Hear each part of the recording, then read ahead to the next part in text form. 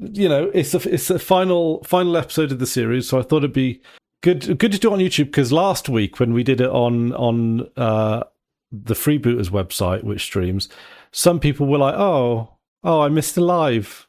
And it's like, well, yeah. Huh. So I do sometimes. Let's see. I might toss the idea up in about live streaming it to Instagram whenever we do Duncan Egg or whatever, possibly.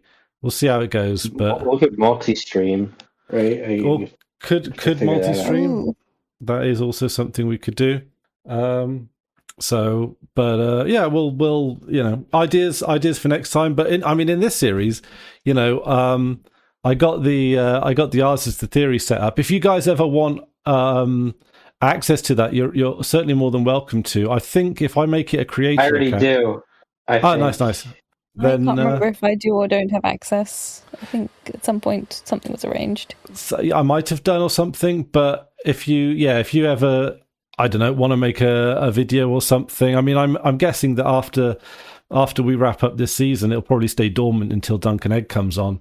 But yeah, if you ever want to spin it up and have use for it, just let me know and I'll make sure you're all added in and permissioned up. If I had the money, I'd say we should all go see the Mad King play. But I'll probably never see that. Have you heard about that? No, what's this? I think I've heard about it through the cultural zeitgeist, because I think someone was saying that there's some stuff that has been suggested as canon through the play that contradicts other things. That's all I know about it.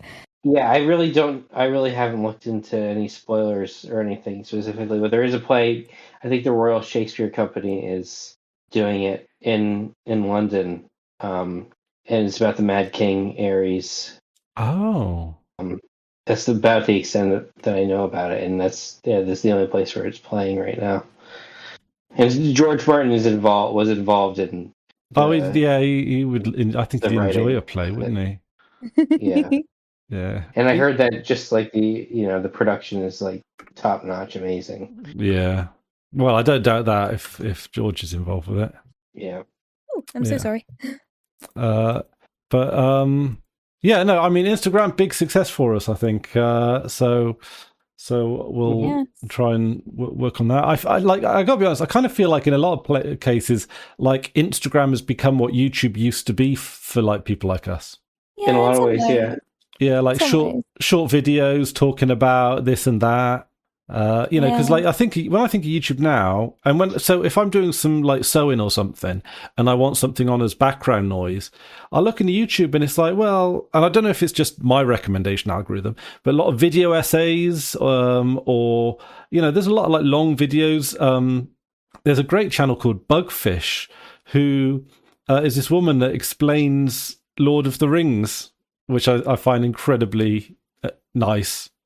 She also does lots of other. I do like lore content. Like that's one of my favorite things to just pop them in the background. Lore content, like it's one of my favorite things. So yeah, to me, and our YouTube Shorts do pretty well. It's the same stuff we stick up on Instagram, but there's lots of people seem to enjoy them. I guess nowadays people watch videos on their phone and not the computer. I guess if you think about it, because I'm an old school computer guy, so I sit at a computer a lot of the time. I'm a laptop person as much as I can, rather than a phone person.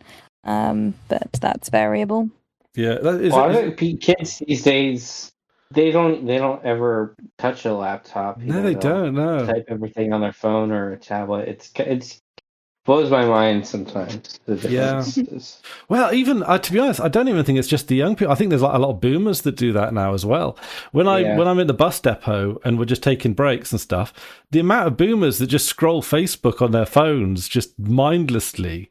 Like, I got to be honest, right? I this sounds a bit ridiculous, but I think millennials are almost like the Goldilocks generation.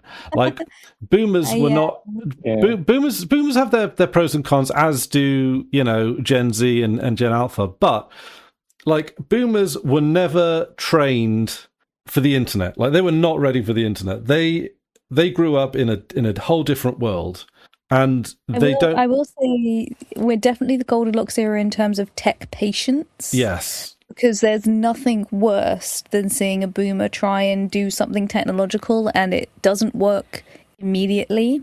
And the frustration is very similar to the younger generations. It's a very like a snap response, while the millennials in the middle are like, no, it's fine, it just needs to connect, just let it refresh, see the little spinny wheel, that means it's doing something, just give it a mo. Like, I will say that is one of the things that I will put out for millennials. And I think, I mean, Gen X might also be a little bit in this zone. I in my head, I split Gen X into older Gen X and younger Gen X, whereas like younger Gen X are more like millennials and older Gen X are more like boomers. It feels like, because Gen X is a very small generation in terms of population, I think they've kind of been sort of absorbed into the, either sides of the of the thing, culturally speaking as well. We'll also say there's a lot more AI. Like, boomers love AI and young kids love AI, and I feel like the millennial generation are in the middle going a bit hesitant. A bit hesitant. We hate AI. A bit terrified. A bit terrified. It's like I came in to work and someone had clearly edited some photos of the work cats, and I looked at it and immediately was like, well, A, that looks AI, and B, one of the cats has 2 tails. Like, what the heck? It's just what makes me a bit sad is when there's like small community projects that will just use AI art, and it'd be like, no love has gone into that. That's no soul. There's no soul. You might as well have just put the words on a page. Like, you did the visuals is just noise at this point. It's just there's literally no purpose other than taking up space. Like there is just no like personality or love that's gone into it. And it's just like, if it's a community project or something like that makes me sad, because the project itself would have had a lot of love put into it. Like, it's like the thing for me that has gotten to me recently is my boss using, and like, he thinks he's being subtle. He thinks he's worked the system in such a way that I can't tell he's cheated on his homework, but using it for appraisals. Oh no.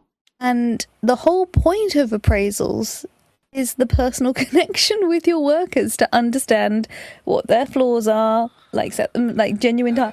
And like I don't know how blatant it is to other people, but for me, like, the fact that his writing style is so different in the forms that he does makes it so incredibly blatant to me, that he's cheating the system, which it doesn't take that much longer to actually do the work and actually think about the person you're talking about. But also that's I just find it so heartbreaking, because it takes all of the intimacy out of it. And if you're a manager, you should actually be able to communicate with your with your team.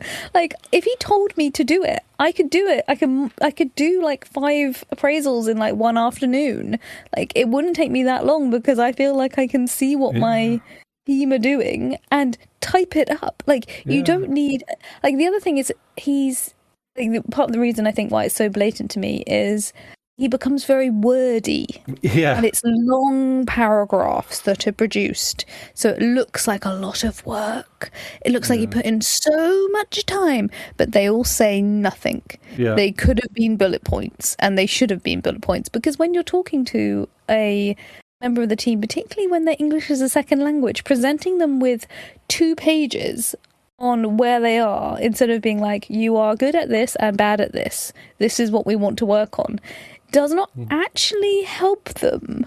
Well, no, it's well, I mean, heck, if you so frustrating. If you want to be lazy, just leave a fucking voice note on WhatsApp or something. Well, if you want to be fucking lazy, get your deputy to do it. Like, I'm bored a lot of the time. I can do it. Oh, be careful what you wish for. Well, no, because now he's found AI. That's his new work buddy, which is fine. But like, sorry, this is. I won't go into specifics of what he was doing the other day when it was Friday. It was my last day of work. I came in and he'd been alone with one of my other colleagues, and it'd been a bit of a hectic morning, and he wasn't meant to start that early. He started earlier so he could martyr himself. and then got in the way and got underfoot for the other two managers. Martyr himself. Yes, so it's a very bad habit of several people in my workplace where they'll turn up an hour and a half early for their shift and they'll go, I've been here this many hours. Oh my God. Oh, I've been working so hard, which to me is just like, you're deeply inefficient. Like, I can do the same amount of work in half the time and I'm not breaking a sweat. Why do you have to start at 6 a.m. when I could do the same work starting at 7:45? And it all gets done. That's such loser talk. It's like you've got nothing else that you could be doing. Is your life really that empty? I swear he has no life of his own. Anyway, I'm not going to go too much into bitching about my boss, but I came in and he'd said to my colleague, don't worry, I've done this little bit of admin that needs to be done every single day. I've just transferred a bit of text from one thing to another thing. It's all done. I came in and for some reason, this is literally probably 30 words that you have to transfer from one document to a presentation document. You've got to take it off of one thing produced by another department and put the words into another document in a different font to make it nice for clients to look at. That's all you had to do. And he used ChatGPT, and I don't know why. I don't think it helped anything. And he hadn't finished. He'd only done half the document. He hadn't saved it. He hadn't processed it. He hadn't uploaded it. And so I went to, and he was like, oh, can you just quickly process it? And I was like, okay, yeah, I can press process. And about 10 minutes later, my colleague came in and was like, it's wrong. Everything's wrong on it. None of it makes sense. And I was like, oh, okay. It was just like 20 words. I'm not kidding. Oh, my. He was it's more effort to use ChatGPT. It is. But also, that's, even if you were to use ChatGPT, that's the wrong way to do it, right? If you were going to use ChatGPT, right, what you should do is you should write out a rough first draft, and then you should say, ChatGPT, can you point out the grammar errors? Program. Yeah, or can you point out the sentences that would that might be difficult to read or whatever, because GPT can do that. It can mark your work like a teacher, and that can give you feedback, and it can still be your own voice at that point. But people don't do that because you've just opened the door to absolute laziness. Yeah, it's either drafting or reviewing. That's what it's meant to be used for. And I could not understand for me why it flummoxed me. And yeah, he was just underfoot all day, making life harder for everyone. I was just like, if you weren't, like, the number of times he calls up and he's like, I've got this to do, and I'm like, whether you're here or not here, it actually makes my life easier if you're not. Anyway, I'll stop bitching about my boss. But he, I've been back at work one day and I've already been like, ugh, why? Anyway. Right, so... Talking of bad bosses. Rhaenyra. Yeah. Oh, she would use ChatGPT to write her speech. Well, she just had a crazy little moment. Well, not just like. So anyway, okay. I'll tell you what. Overview of both the series and the episode. How do we feel about it? I think I thought it was an expected. I liked it better than season 2 overall. Yeah, me too. I feel like it's more coherent than season 2. Mm-hmm. I feel like it's more consistent than season 2. It knows what it is better than season 2. It knows what it is, and I'm very excited to rewatch it, because particularly with Rhaenyra's character progression during this series, going from episode 1 to here, and the steady creep into full on full on crazy cakes, like I am the deity has chosen, I can just burn shit down and stab priests in their own temple. Like, I think it is actually a really smooth trajectory. Yeah. And it again, that we've talked multiple times about the lessons learned from Game of Thrones. It is the Daenerys story, but with actual time and reason behind it. Yes. And having, the loss of all her children, and the only lifeline she has is this extreme semi-religious rhetoric to get her through. I think it's I think one of the things that I've seen on the internet, feedback from other people going, why isn't it just bloody war? Why has Rhaenyra been holding back all this time? Give us fire and blood. Give us Cersei, the original Cersei. Give us the bloody queen, who doesn't give a shit. Let's do it. And I think we needed to get to this point. Yeah. To have that. So as long as they don't backtrack next season, as long as they don't do it, but it seems pretty final that she is now full on Mad Queen. I am the rightful lord. I am the rightful, chosen by the gods. And I do like that. But I will say I dreaded watching this episode. I came back from camping having not looked at my phone for a week. And I saw spoilers immediately. Oh, no. And even though it was stuff that we kind of knew was happening, I wasn't sure if it was going to happen this episode. I was assuming that it might even potentially happen next season. And I was dreading watching it. I really, I had to amp myself up to watch this episode because it felt so, from the spoilers that I had seen, it felt very the same level of, just gut punch as the end of episode 1 when Jace died. That sort of just horrible misery business. Yeah. I think I can guess what the spoiler you saw was. Pardon? I think I can guess what you got spoiled specifically. It was a multiple, and again, it's maybe a 3-second shot in the actual show, but the thumbnail I saw again and again and again and again and again was the death of Helena. Every single time. I think I saw it maybe 30 times before I watched the episode. Yeah. Different videos. Which I just, we knew it was going to happen. It's very well foreshadowed. It's very well built up. But also, it just put me off watching it. But I think overall the series, this felt like the most flowing season. Yes. There was so much episode to episode and scene to scene that kind of just wove, pun intended, wove itself together really beautifully. And it had some really bombastic action. It had some really devastating character moments. It had some really it had really good humor. A lot of just genuinely funny moments. Even in this episode, there was levity. I gotta be honest. I thoroughly enjoyed the "I'm alive."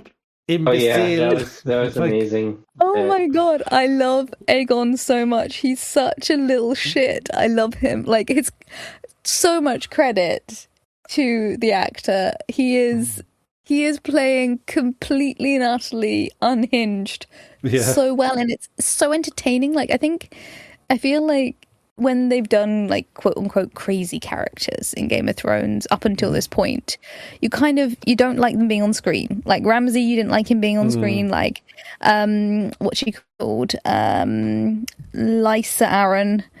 She was crazy in kind of a depressing way. Yeah. I'm trying to think of other crazy characters. Although I'll tell you what about Ramsay, right? I was talking to Drew about this yesterday, and it completely goes over my head. The first time you see Ramsay and Theon, that's really good acting, and it went over my head because he descends into cartoonish villain, doesn't he? Oh yeah, him playing as the hero. It's twisted. It's great. It is so twisted, and it just makes me think, because when I think of Ramsay, I think I don't know. I just think the shallow villain, but it's but at the beginning when you meet him for the first time, at the beginning, he's got some deviousness. Yeah. I feel like this is going to be a slightly odd comparison, but I feel like Ramsay is a little bit similar in terms of character progression to Morgiana in the Merlin series, where in the first 2 seasons or series, she's a very conflicted character. She's got a darkness inside her, but she's got a heart of gold. And then between season, I think it's the end of season 2 and season 3, or series 2 and series 3, she just goes full evil witch in the background. And she comes back and she's smirking at the camera, and I love it so much. But it goes from being a very conflicted character being no, I'm the bad guy. Well, it's a bit like Gaius and Merlin basically gaslight her for like the whole first couple of series. That's bad. I understand where she's coming from. Absolutely, like it's part of the tragedy of that series is that the entire way through you're going, just talk to each other. Like if Merlin and Morgiana had just had a conversation, like all they needed to do was to be like, "You're not alone, babe. It's fine." And the entire tragedy would be resolved. Do you know what I find really? This is a bit of a self-report about Morgana, right? Is I don't really have the hots for her, but then when she turns evil, then I've got the hots for her. Like because before Morgana, I like Gwendolyn. Guinevere, that's it. But then when evil Morgana comes on the scene, I'm like that meme of the guy staring back. It's just like, I'll be entirely honest. Katie McGrath is so beautiful. Like from episode one, I was like, wow, Katie McGrath, holy moly, what a smoke show. I think, and obviously Amelia Fox is also up there as well. Like when Amelia Fox had her bit part, I was just like, oh my gosh, Foxes, man, they're an attractive bunch. I hope, like I have like I don't know, like bad women like awaken something in me that I like. Like have you seen Kim Jong Un's sister? Like that she for some reason is like, wow, not really active. Yeah, Kim Jong Un's sister. Yeah, like I know what she looks like. She does not. I mean, she doesn't do it for me. You know. I don't know. That is it. I will say there is a very specific type of character that's definitely ultimate crushes are the competent woman who's got something going on that you don't know about, and she's got a mission and she's got an intention that you don't know what it is, and so this falls into Ada Wong from Resident Evil, one of my ultimate lady girl crushes. Yennefer from Witcher. Okay, yeah. And I'm blanking on her name. Wheel of Time. I want to say like Morgoth or something. Yeah, something like that. More in the books than in the TV show. You don't know what their intentions are, but they have intentions and they're really competent, and that is so sexy. Oh my god, that's so sexy. I love a competent woman who's got mystery plans and you don't know what they are. And I think Morgiana somewhat falls into that category as well. Morgause definitely does. Oh god, I'm so gutted they cancelled Wheel of Time. That was excellent. Yeah, I mean, I heard rumours that it was coming back. It better come. I don't know. I hope it comes Might be back. Whispers on the Wind. Because I'm told that it was a layover for Rings of Power, which I also quite like. But Wheel of Time just is, I don't know. I felt like the quality progression for Wheel of Time was just like going up and up and up and up and up. Like I was excited for each progression, and the last season was hugely, like the first season was fine, the second season was an improvement, and third season was a huge improvement, particularly then having absorbed the books in the meantime. So I actually have an idea of what the intention was, and I'm getting more of the idea of it all. Rings of Power. I'll go with, if I turn off my brain and enjoy the pretties, it's perfectly pretty, and I turn off my brain, and literally that's as much as I can give it. There is so much about it. Like if you compare it to the Song of Ice and Fire series, there is not a candle. It is a snowflake to a flamethrower. Like, yeah. I mean, it's pretty in of itself, but like, I want to be able to actually heat my home. I'm very good at the turning the brain off thing. Actually, speaking of turning your brain off, one thing that I've discovered I quite like, it's a new series that's coming out at the moment. It's called Stuart Fails to Save the Universe. Okay. I'm familiar. I have not seen it. I actually, you know what? Speaking of that universe, I'm going to come out of the closet as a young Sheldon fan. Sheldon. A lot of people, I haven't seen it, but apparently it's it's quite reputably good. Like, yeah.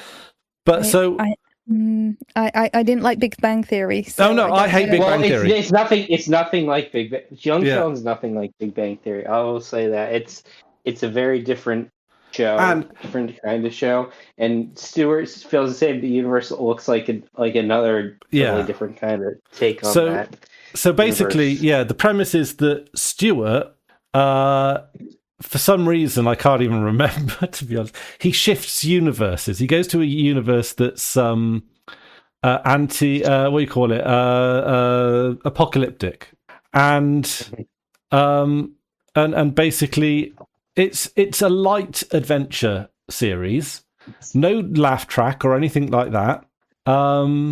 But it is quite funny in places. It does everything right that the Big Bang did wrong. Like the Big Bang is, I don't care for the Big Bang at all. I don't watch it. It's rubbish.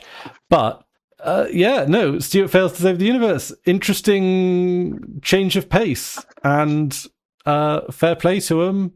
They've done something creative with an incredibly mundane franchise. So worth they're only short episodes, so I say it's worth a punt if you're looking for something light to watch. But I was planning on checking it out eventually.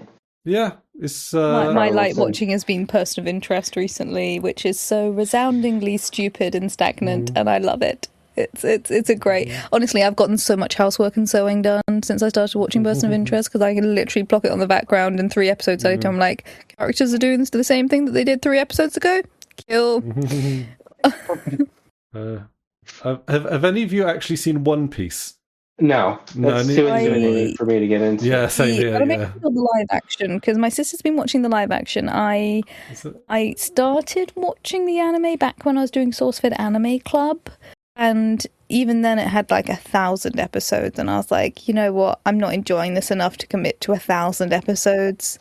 It had 1,000 episodes back then. Gosh knows, it was a lot. It was enough for me to a little thing for SourceFed Anime Club back in the day. I used to try and watch an entire anime series. Like they said, watch the first 3 episodes. I would try to watch the entire series within the week in order to review it, which means impossible for One Piece. Yeah. There was a couple of times when my brain started processing English as Japanese. Honest to God, when you're in a crowded room and other at a restaurant or something, and another table is talking, and it just in the background it's mumble.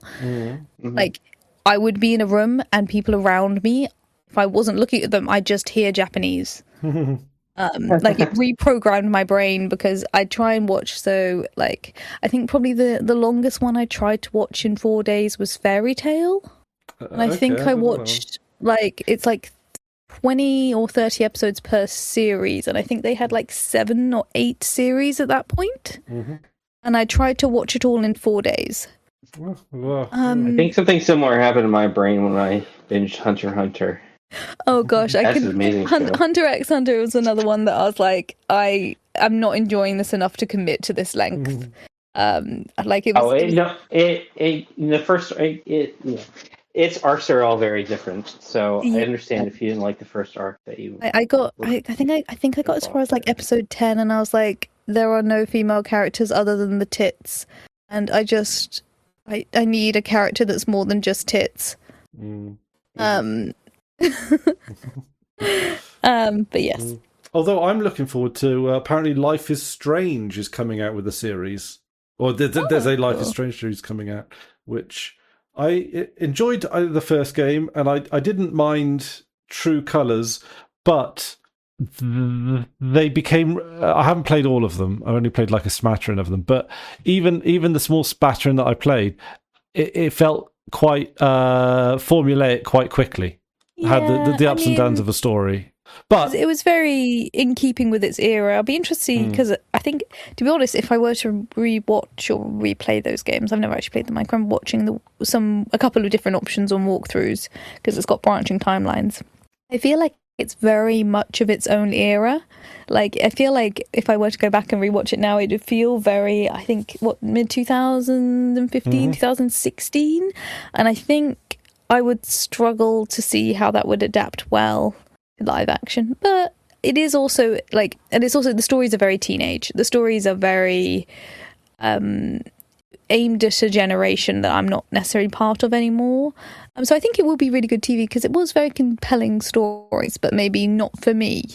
I'm not saying I'm pinning all my hopes on this being good, but I'm hoping for good things. I'm almost expecting good things as well. Like I've no doubt it'll be well made. I just don't know if it's for me. Yeah.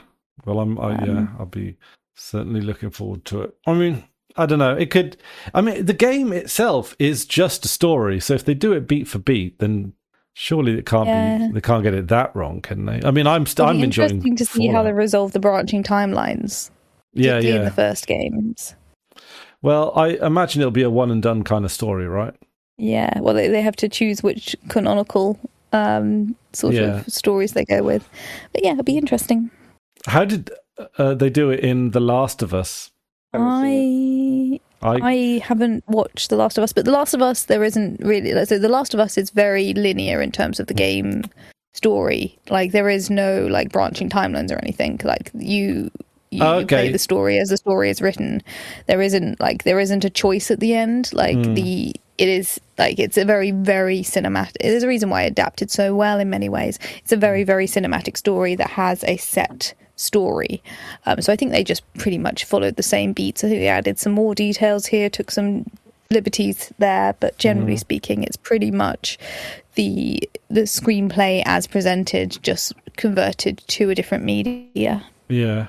Okay. Yeah. Is there not a choice at the end of the game? No. Oh, okay. There is a character choice, but it's a cinematic scene.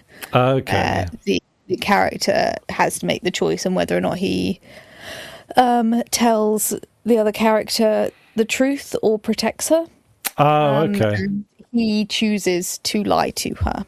That's the end of the first game, is that which again the science doesn't make sense, and that's always been one of those false narratives for me, is that so she's immune. Apparently they could have made a vaccine by extracting her brain and killing her. And she was the only person who's had this specific mutation. They would have to kill the golden goose to create the vaccine, but if they had killed her, then they could have cured the world. And I think that's how vaccines really work. Yeah. Yeah, that's the thing. Like even if and this is after she's they haven't spoken to her. She's been unconscious because she was drowned. They don't know if her brain works normally. It's this isn't years of research. This is about 6 hours of them going, yes, we can see that she has a cordyceps brain.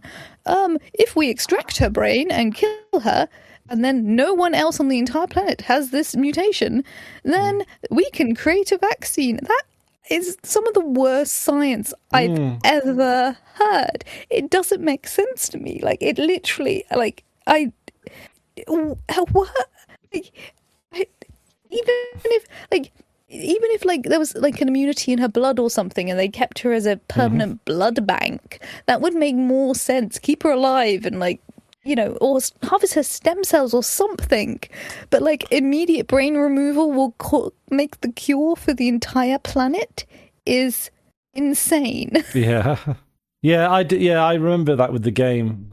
That so I always thought it was such a false decision, because there's no way you could be the best doctor in the universe, and one teenager's brain is not going to be enough raw materials for you to cure the entire planet.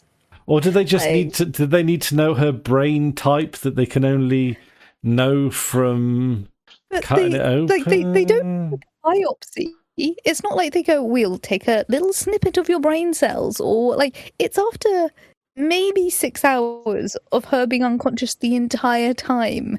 They don't know if she's brain damaged from drowning. They don't I just it's such bad science. I'm okay with fantasy, but the cordyceps as it's presented is it's based on a real life thing. Cordyceps fungus is a real thing. It takes over brain cells of ants and it's horrifying, and I can see why it's a really great zombie alt, and you could theoretically suggest that it could evolve to transfer to humans, and that's really scary. Great, wonderful, but that's relatively hard sci-fi. Yeah, the medical science is just insane to me, and like what I thought would happen in the second game is they'd be like, the truth comes out that he lied to her, that's devastating, but the science also comes out that like the scientist was kind of a whack job, and like it might not have been true that he could have cured the world with her singular brain. But they double down in the second game where they're like, no, he was a genius doctor, he could have saved the world, and you're like, what? I don't understand. Like, could you at least try brain scans first and biopsies first? They've got really good MRI machines nowadays. Like, I mean, you can definitely, you could have tried extracting living brain tissue and doing some level of like stem cell growth. I'm sure there's means. Yeah. Like, that would make more sense, at least from like give it 6 months. Like, the world's already destroyed, you've got all the time in the world. Like, you've got the one and only person who's immune, and within 6 hours you're able to tell that the one way of sorry, this rant has become too intense. But it's one of the most annoying plot points of any sci-fi show, series, media I have ever come across, and it makes me so angry.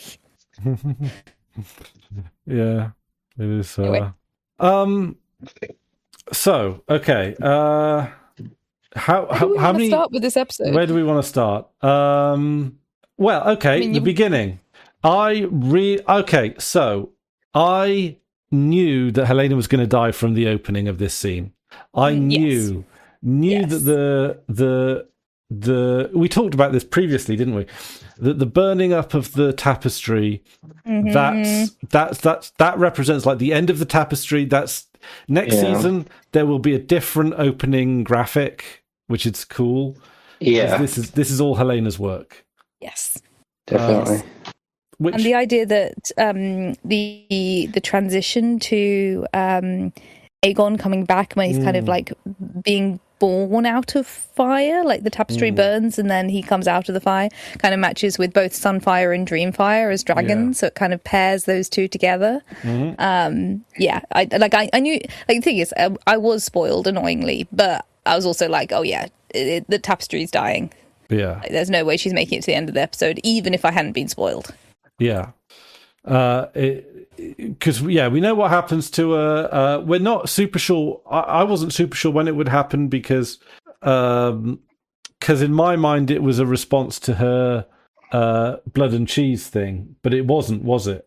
It was. Yeah, well, it was kind of. It was interesting because one of my notes I kind of made after the fact was she's one of the only characters that's had a really well-defined inner life. Like, she has hobbies and she has skills and she has wants and interests, and I can't think of another singular character in the entire of Song of Ice and Fire that we've seen so far, maybe Duncan Egg, where a character has so many personal interests outside of the primary plots.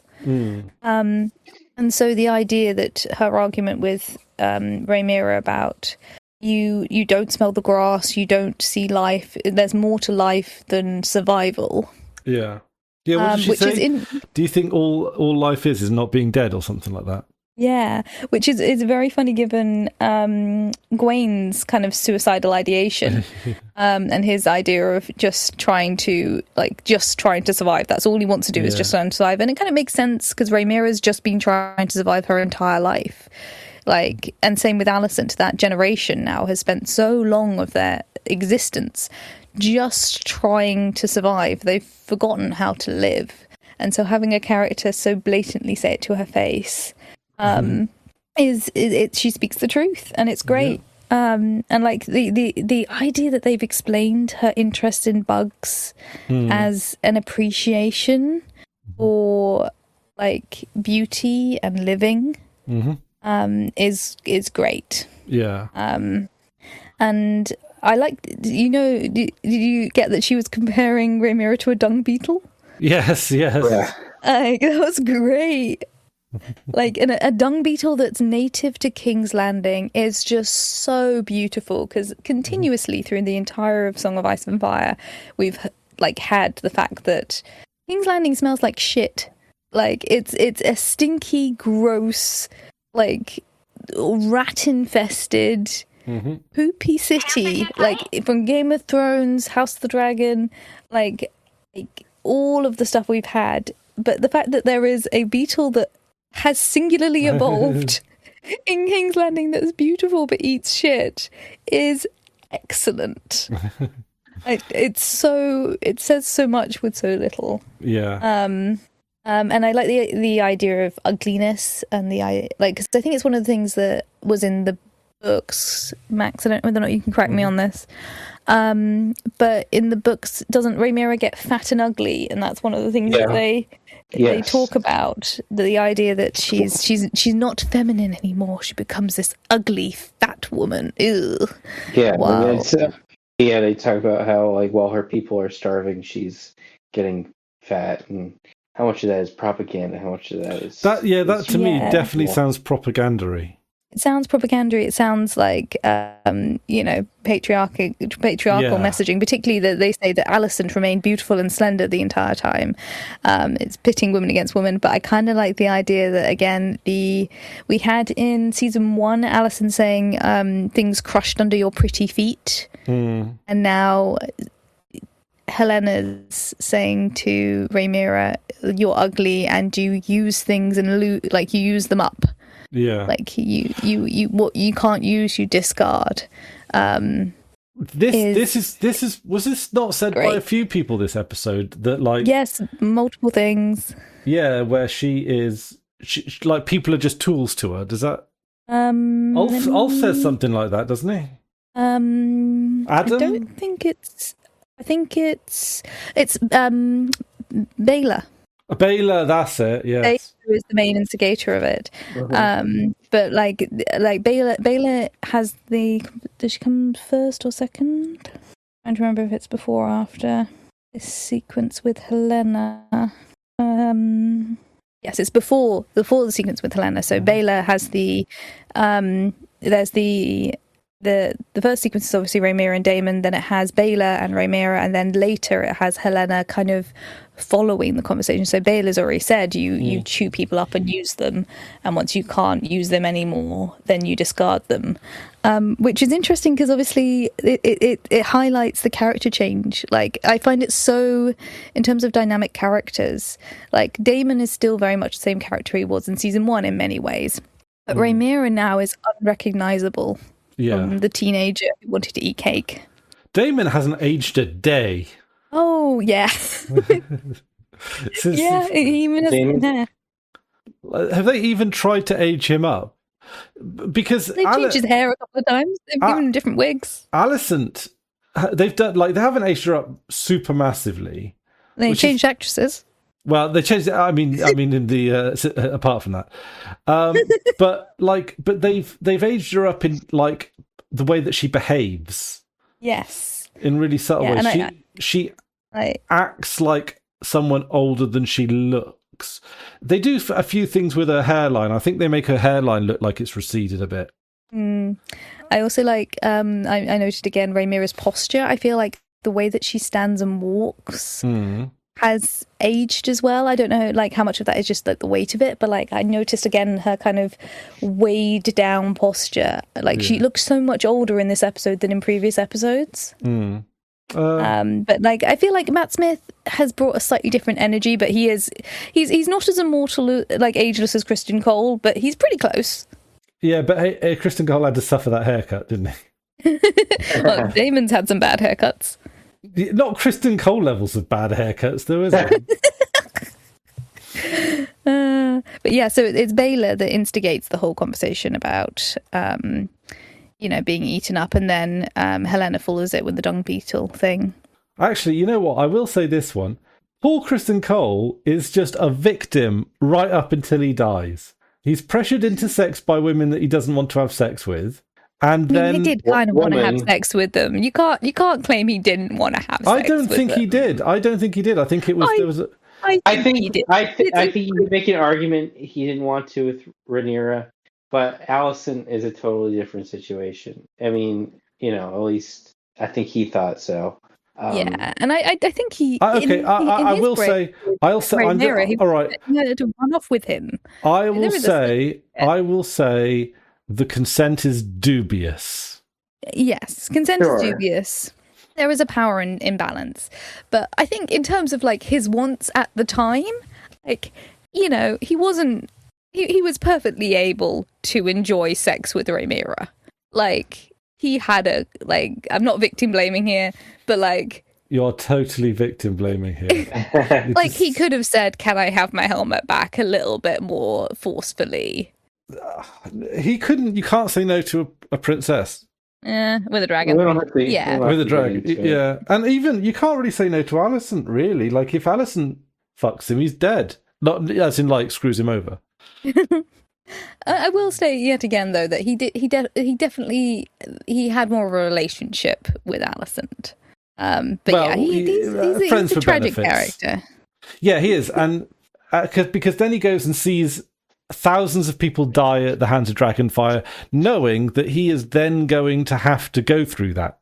Like, what's going on? That person's mental health is just fucking shot. Like, he doesn't stand a chance. Like, can you imagine if he survived this?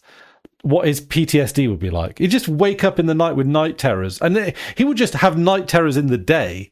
Like it just like everyone in the show. And then, I think dragons are nightmare fuel. And then to top it all off, he gets stuck with that haircut. Like, no, poor guy. I gotta be honest. Truly a tragic character, and I know.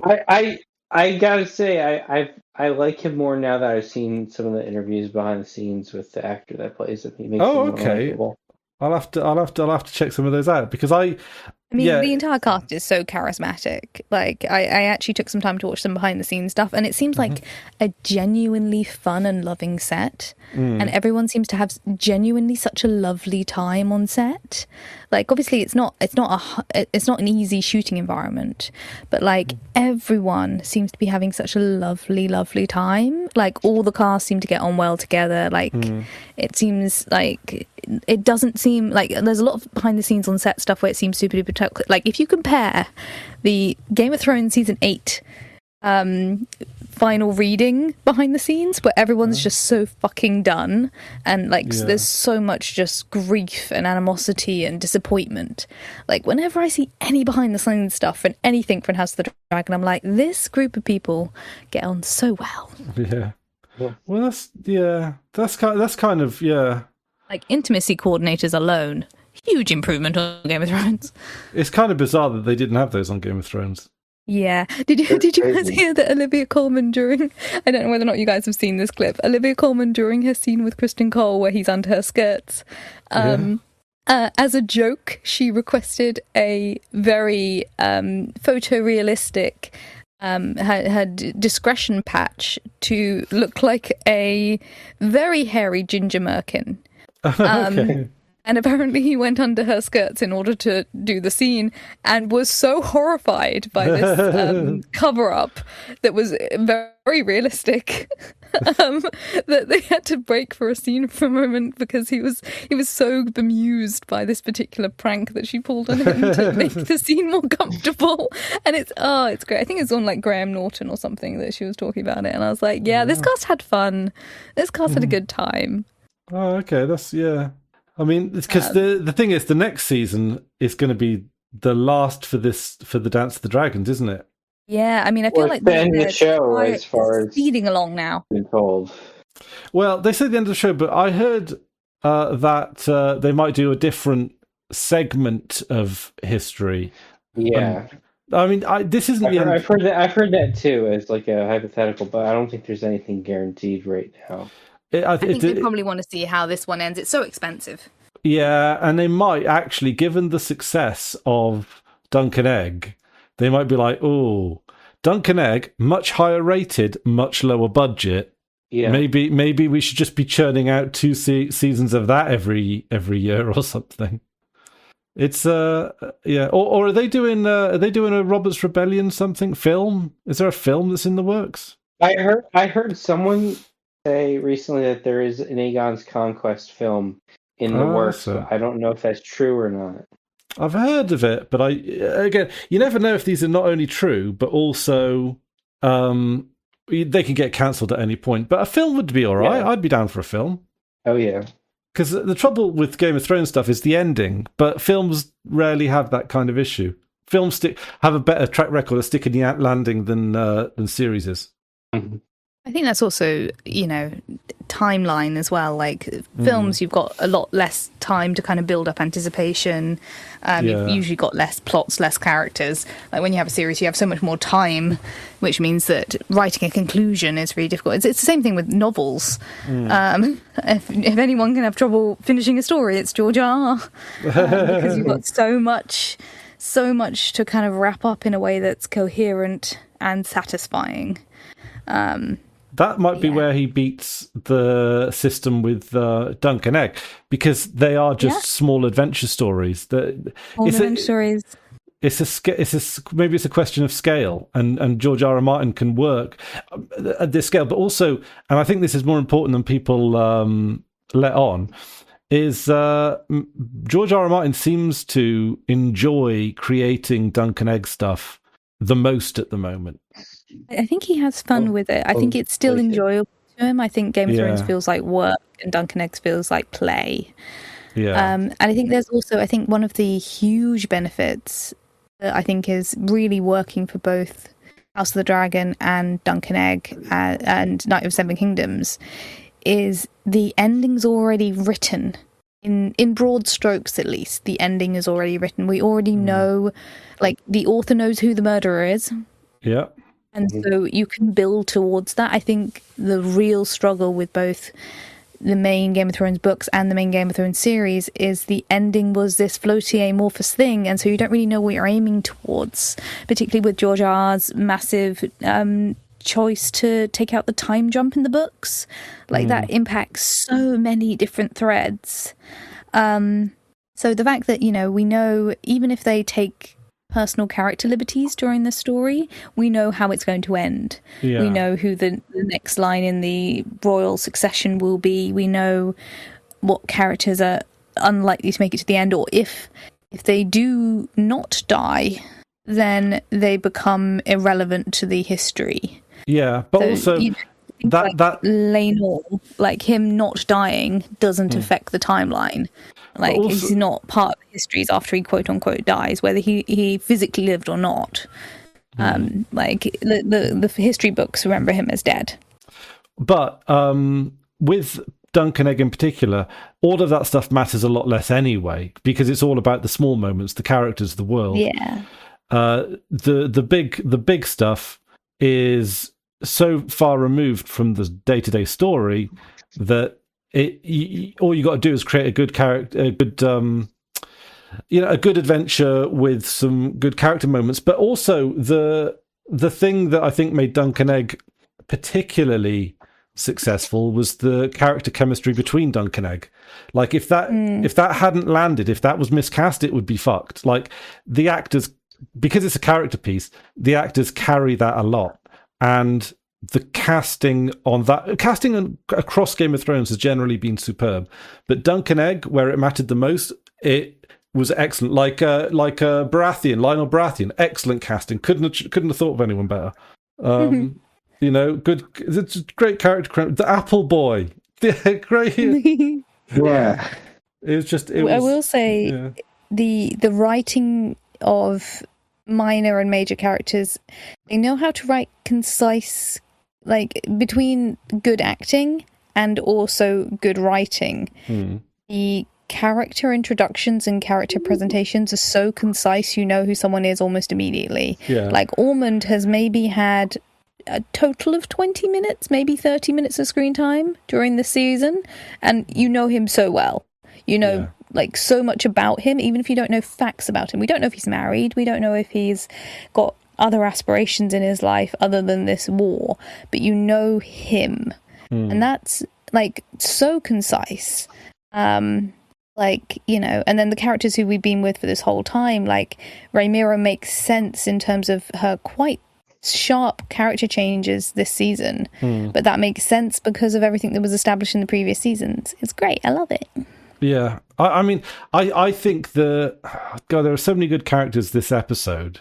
I don't know, like, interacting really well. Ormond is, I think, my favourite, and he might be my favourite villain from any Game of Thrones thing for a while. He's very entertaining. To be honest, I think Aegon is winning on him.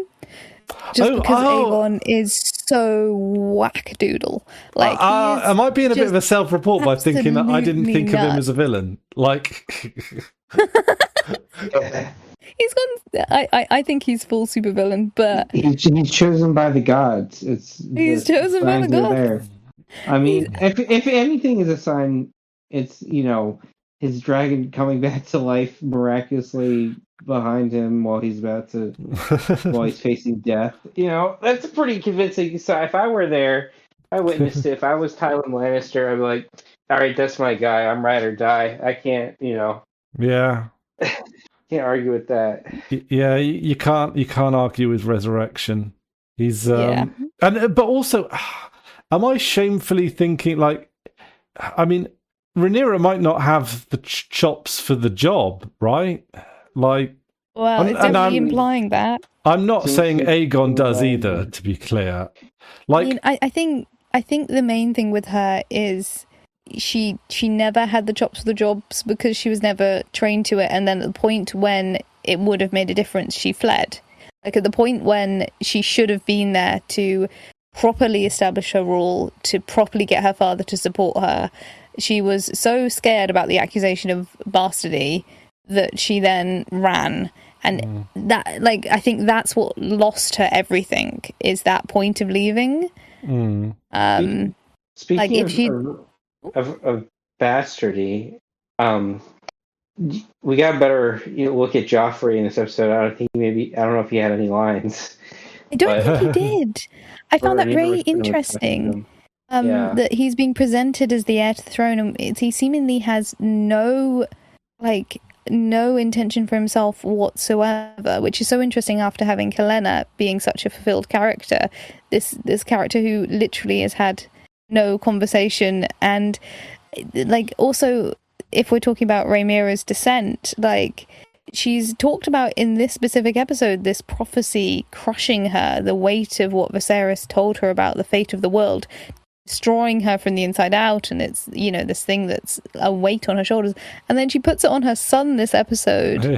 Like, that's something that she, like, I don't think did she ever tell Jace? Yes, she did. She did. Yeah. Yes, she did. But, like, after he under was better like, circumstances. Yeah. And I think Joffrey, if any of the kids are actually Laenor's, it might be him, because I think he looks. I don't know. He looks, at least in the lighting, it looks like he could have been maybe Laenor's kid. I don't know. Maybe. But I thought her whole speech thing, I thought it was like where she went into, she told, all these random peasants about how she's the chosen one. It's slightly cringe. It's completely cringe. And then it's she so awkward. Goes into the Valyrian and which obviously none of the peasants know Valyrian. Yeah. Like, they don't know what she looks completely insane. She's like in religious psychosis. Like, she just killed like the Pope, and then she's outside just talking absolute nonsense. I'm a little bit in favour of her killing the Pope. Oh, me too. I don't like him either. Yeah. I didn't like him. It's bad politically, but still. Well, I'm glad we're actually going to see real ramifications for her killing the Pope, unlike Cersei, who got away with it. No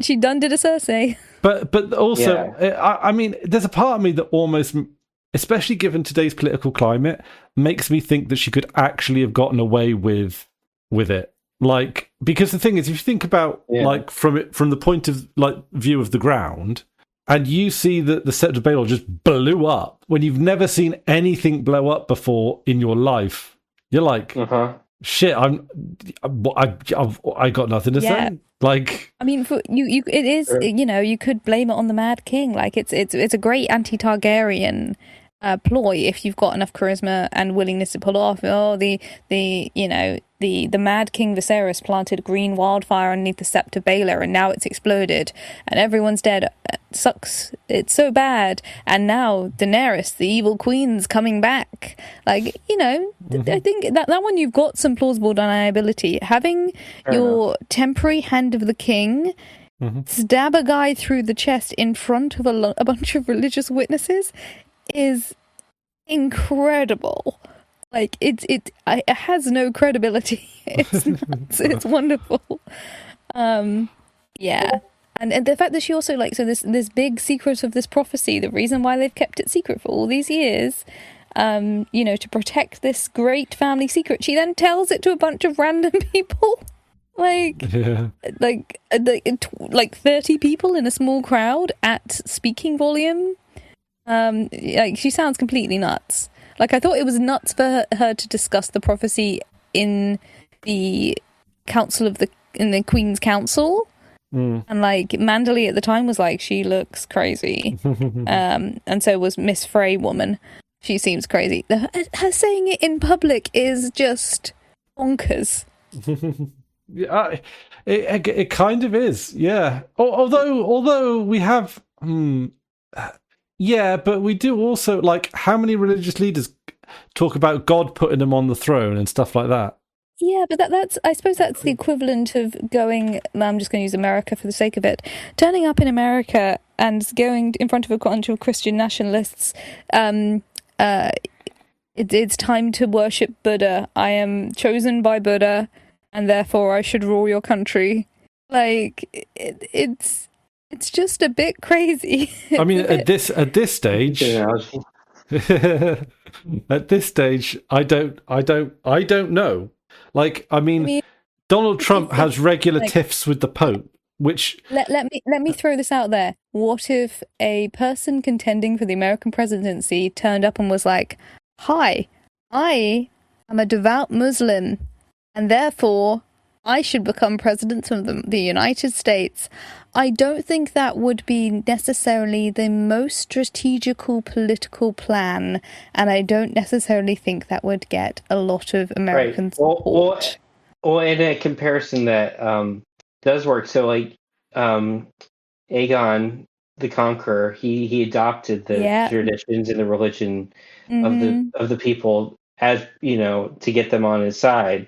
In a similar way to how, you know, Donald Trump, you know, you go back to interviews in 2016. You go with like, what's your favorite Bible passage? It's very private. I like them all. I like them all. It's all great.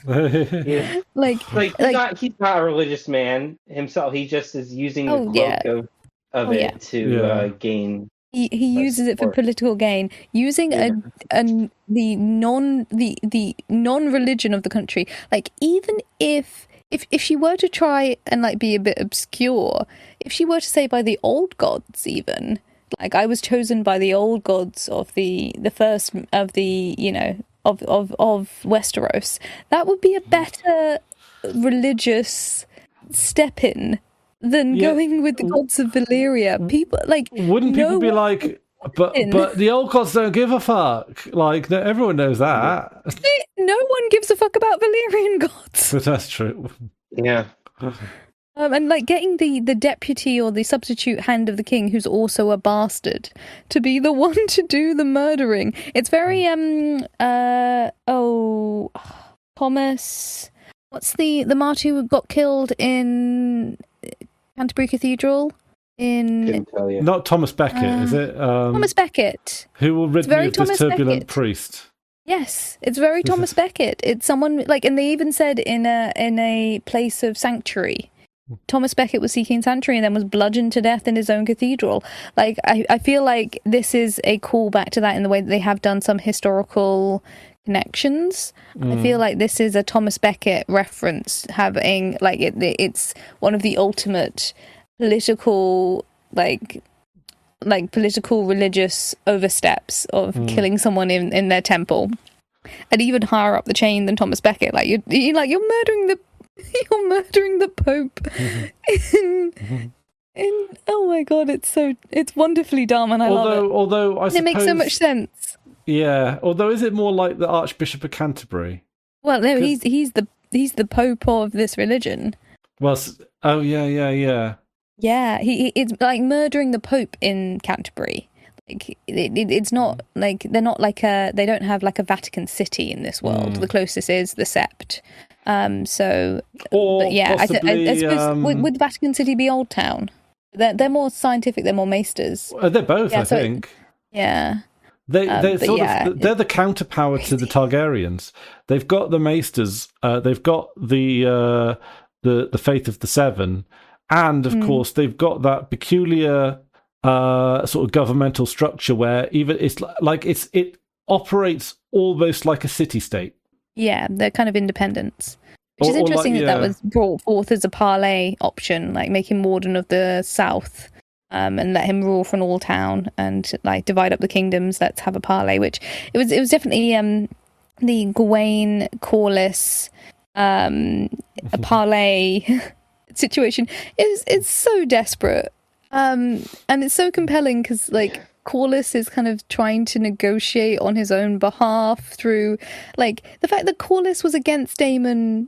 Corlys was okay with Daemon 20 years ago, but they're now just like it's such like there's so many complicated character threads happening. In the meantime, like Gawain was beaten by in episode 1. Gawain was like taken off his horse in a in the jousting by Daemon, like, and Daemon can barely remember him. Well, yeah. There's so much like interlocking character stuff. That sequence was just like I enjoyed how like haphazard the negotiations were. Like, there was different threads coming in from about 12 different directions. There was kind of bartering up and down for this completely hypothetical piece that we knew Daemon wasn't going to give, and he doesn't have the authority to give anyway. Like it was mad. I love it. Like so much of this episode I want to rewatch because like there was so much going on all at once. Like each scene had about 12 things going on. Yeah.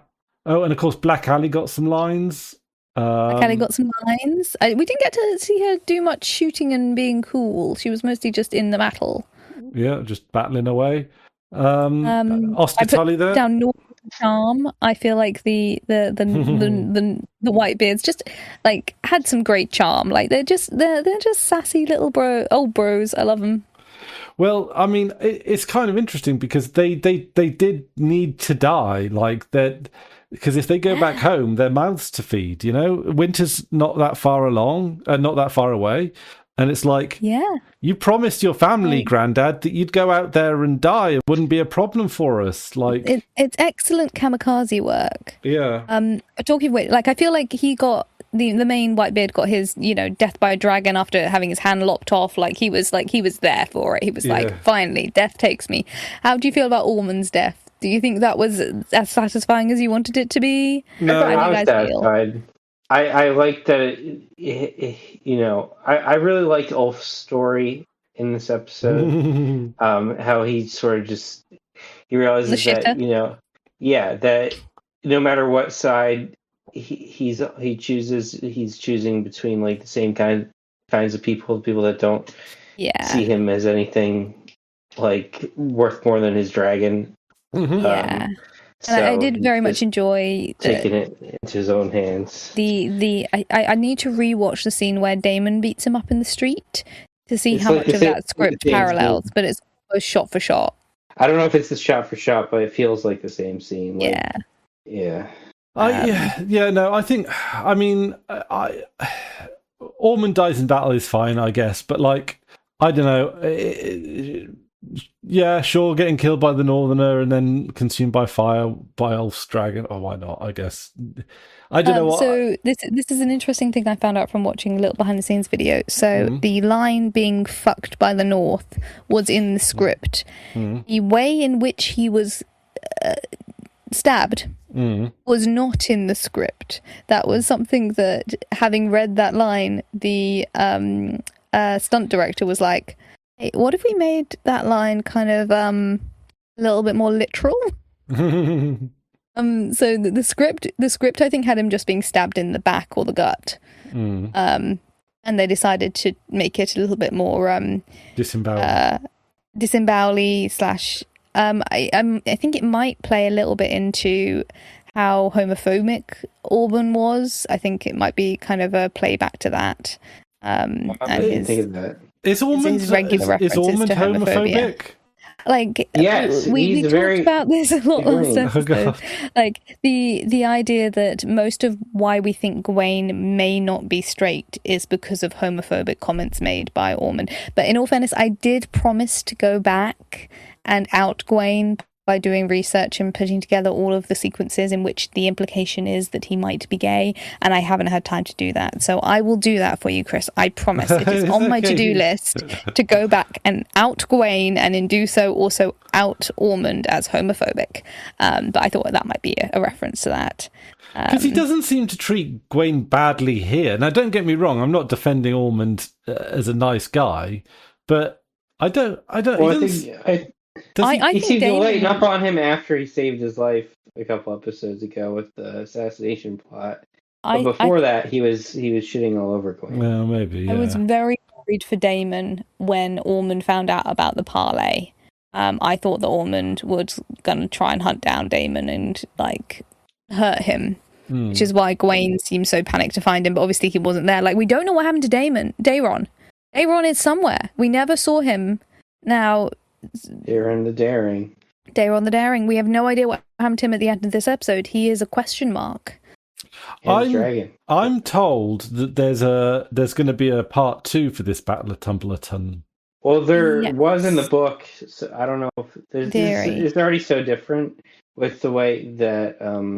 Well, I think it's more of a dragon battle in the second one, isn't it? The second Battle of Tumbleton is more dragon v dragon than it is. Yeah, like a ton of dragons die in the second Battle of Tumbleton, and also like I think during the first Battle of Tumbleton is when both Ulf and Hugh switch sides. We haven't seen him switch sides yet, and now it seems to be going out on his own. So.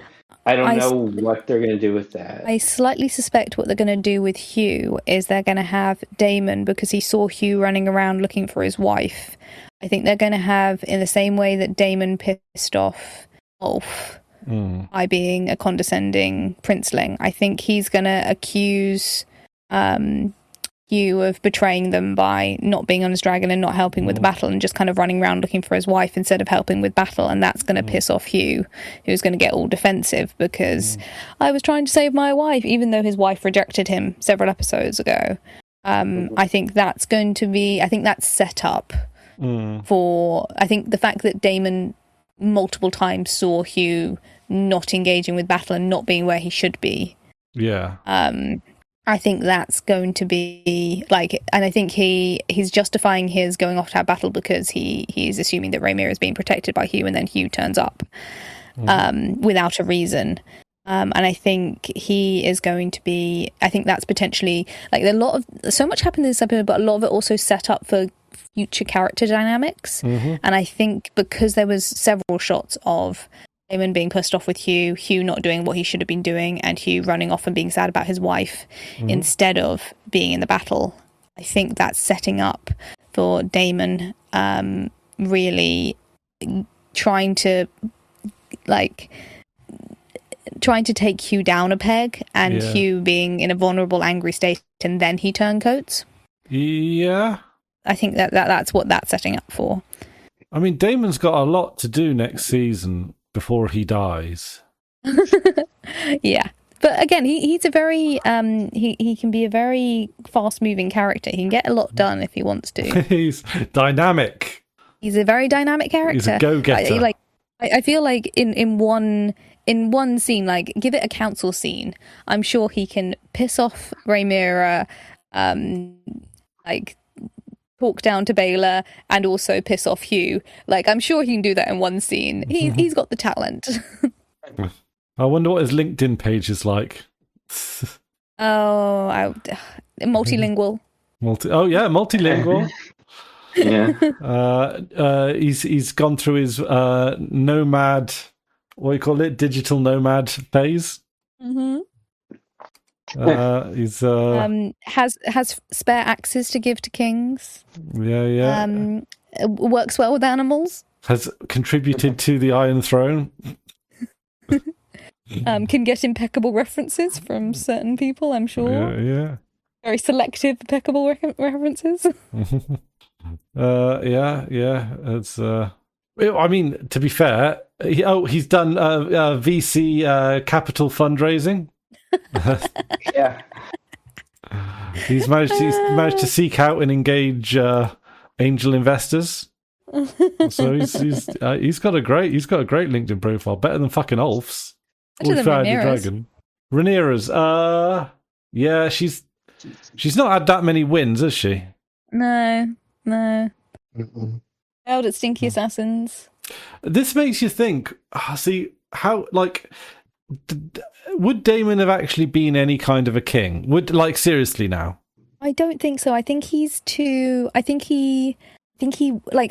part of what was in this episode was like he wants to go in and fight. He wants to be active. He's kind of like Robert Baratheon. He wants to be an adventurer king. He doesn't want the job of ruling. And Rhaenyra, in theory, wants the job of ruling, but is basically unfit in the same way Aegon is also unfit, in the same way Aemond is basically unfit. I think probably the most fit ruler, the one that actually did governance in the entire of this series, is Corlys and Alicent. I think those are the only in this series, and the whole series is like, I think Alicent is probably the best ruler. How hands-on was Alicent during the latter days of? She was pretty hands-on. She was basically, I think she was basically ruling the roost because, anyway. But obviously, Rhaenyra is definitely showing that she's not skilled as a ruler, and I really don't think Daemon was ever suited.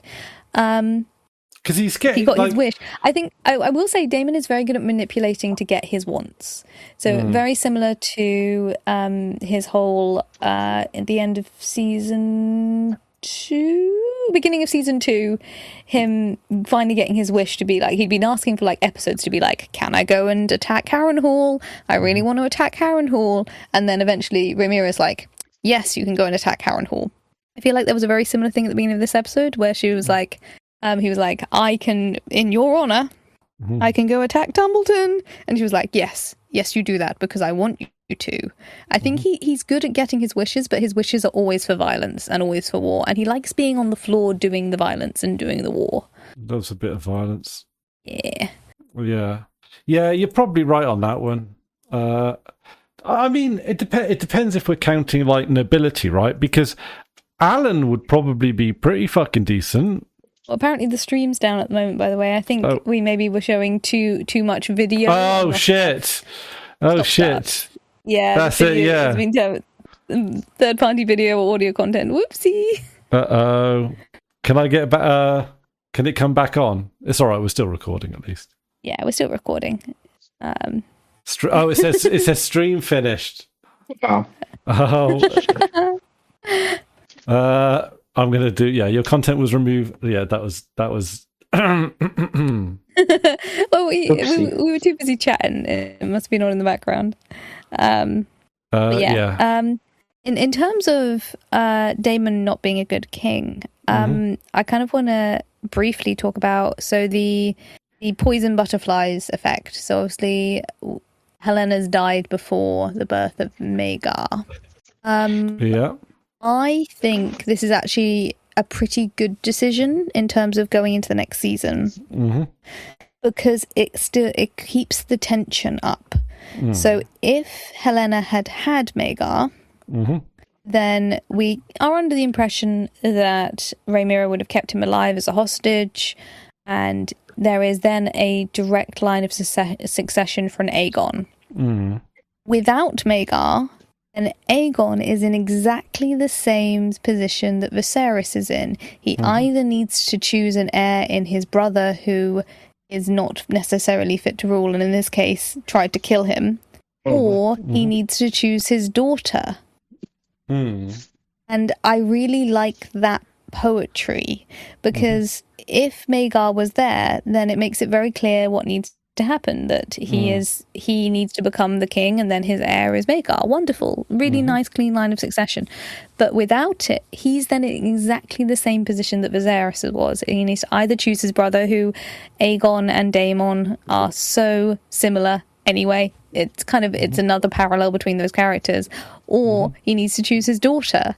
And I like that, and it also keeps the tension up, because then it means who will be king eventually. Like, he can be king for a while, but then he's got to choose an heir. He has exactly the same succession crisis that started the whole story, and it feels very, to me, I actually quite like it. I know that's going to be maybe a little bit less fondly felt by some of the purists, and I'll be interested again, Max, to see how you feel about that theory, but I like it. I think it works. Say again, sorry. Yeah, I'm here. Sorry. Say again, what theory? So, if Maegor had been born, then it removes a bit of the tension for the end of the series on the line of succession. Because if Maegor is there, there is a direct line from Viserys to Aegon to Maegor in the male line. Particularly on a campaign that has been very much prolificated on the male line of succession is the true line of succession. If there is no Maegor, and Aegon is now infertile, very, very blatantly infertile from his description of his injuries, Rhaenyra is dead, and then Aegon is in exactly the same position as Viserys was. Yeah, I like he's got to either choose between his brother, who is not suited to rule, or his daughter.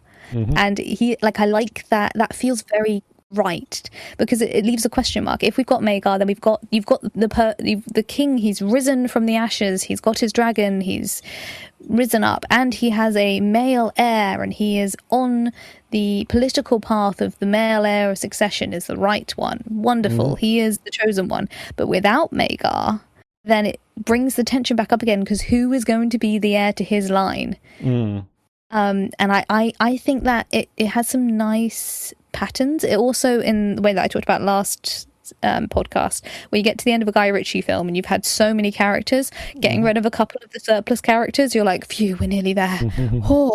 I feel like Maegor is a bit of a surplus character, and I get the anger of the purists, but I actually really like it, and I was wondering how you felt about it. I've gotten over that they're going to be changing it, and I think it's fine the way it is. I don't think that the way they handled Rhaenyra's character this episode, in regards to everything that happened with Helena, really made any logical sense or was consistent with her character, though. That's my big complaint with the episode, because just logically, why does she even want to force feed Helena in the first place? Wouldn't it be beneficial for her to miscarry? That's a point, yeah. I think, obviously, if she miscarries, there's a risk of Helena dying, and I think she has, I think, at least at this point, she's potentially holding on to the thought that she's in the right. She's got to think of herself as the hero of her own story. Yeah.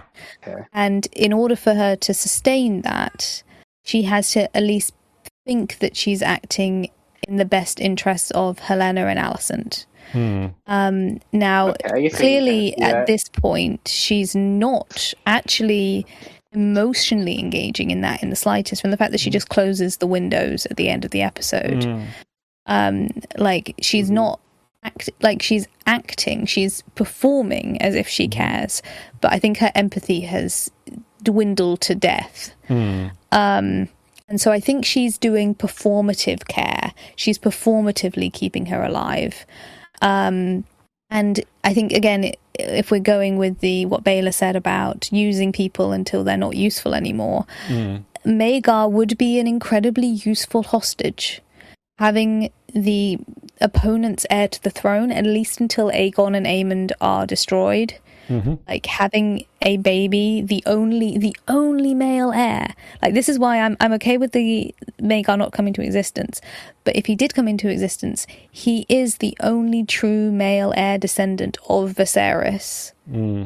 So he would be an incredibly useful political hostage, particularly as a baby. Like they are packageable, they're small. No offense to the new dad in the room. You're right.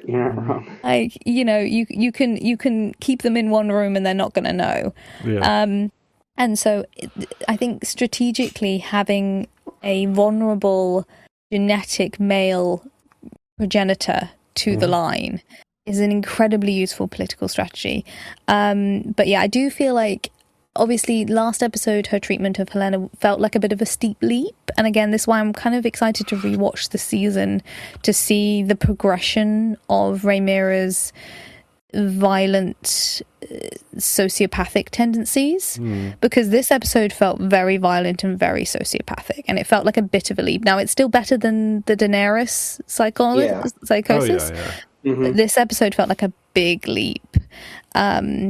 And that's how I felt in watching it a second time, just like as its own thing, divorced from everything that came before. It was better to me on the second watch, but it'll be interesting to see binging it if because like even her violence against Baelor, when she like reaches out for Baelor's face, like it's and she. Like, I think, again, the performative nature has taken over. So she's performing. She's saying to Daemon, "Don't make a monster of me." And then in the very next scene, she's holding Baelor by the neck and threatening her sister. Yeah. And then, you know, she's murdering the Pope, and she's also force feeding Helaena. And like the force feeding of Helaena was like felt very. Have you guys ever seen any of the suffragette propaganda? I don't think stuff? so.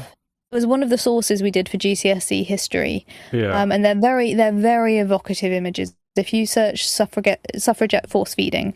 Yeah. It was propaganda images of so there was a lot of hunger strikes of arrested suffragettes who had been, you know, they chained themselves to posts and all those sort of things and been arrested, fighting for their rights and fighting for their suffrage. And a lot of them then went on hunger strike while in prison and then were aggressively and violently force fed. And there is a lot of very aggressive and emotive imagery of that was put out as, you know, this is what's happening to women, like women who are fighting for their rights, that was then used as a political counterpoint by the suffragettes. And that sequence, the framing of it reminded me of some of the more iconic versions of that particular shot. And it is a you know, you're losing all your autonomy, it's violent, it's innately inhumane, and it kind of reminded me of the idea that Rhaenyra's not a feminist. Like, she's not fighting for a female line of succession. She's not fighting necessarily to even put women in her council. Like the two women she had in her council, Mysaria and the Frey Lady she's dismissed. Mysaria she's now resist. Talitha, it's not Tabitha. No, it's not Tabitha. But either way, it's something like Tabitha. She's not raising women to power. She's not changing the patriarchy. And I thought she was to begin in the beginning of the season. She's not stepping women up. She's not making Baelor innately powerful. She's using people as tools. She's using people and losing them. And it's very interesting, particularly her treatment of Mysaria, that she's treated Mysaria like her whore, like her side piece. When she's not useful, she's gone. And so in a way that in the first couple of seasons, Alicent was a tool of the patriarchy. It feels like the internalized misogyny of Rhaenyra has started to come out, particularly in her violence towards women, her violence towards Baelor, and her violence towards Helaena. And so it does feel like a very steep uphill, which is why I would be very interested to rewatch the season, because I think there's enough details. But was it last episode that ended with Rhaenyra and Mysaria making out? It just feels like that's very everything with her in this episode felt like a very big leap to me. I think she was knowingly seeking comfort in Mysaria, but like a man would use his whore, a distraction. I don't think she was seeking. Like, I think it's both sides. I think, Mysaria knows what she was doing. She was hoping that it would grant her more power, and then obviously she's then had that stripped from her. It's interesting that the only woman that is in Rhaenyra's life that she seems to respect is her handmaiden. That one's certainly, because she's the same handmaiden from season one. Yeah. So, like a sort of a MVP in the background, I guess. Yeah, and also, her connection with Mysaria. I think that's interesting. And obviously, Mysaria didn't escape. She decided to come back into town. So I'll be interested to see how Mysaria might end up flipping the script and being one of the primary players that leads to the storming of the Dragon Pit. Yeah, I think they're going to make her the shepherd. I don't know if you know about the shepherd, but the character that leads like a religious, crusade against the dragons. I think they're going to give her that part. Oh, okay. I thought they were teased the shepherd last season. The guys, he got his hand cut off or something. I'm pretty sure, if I remember correctly, but I guess they might just be. Because the way that's presented, there should have been more set up for that this season.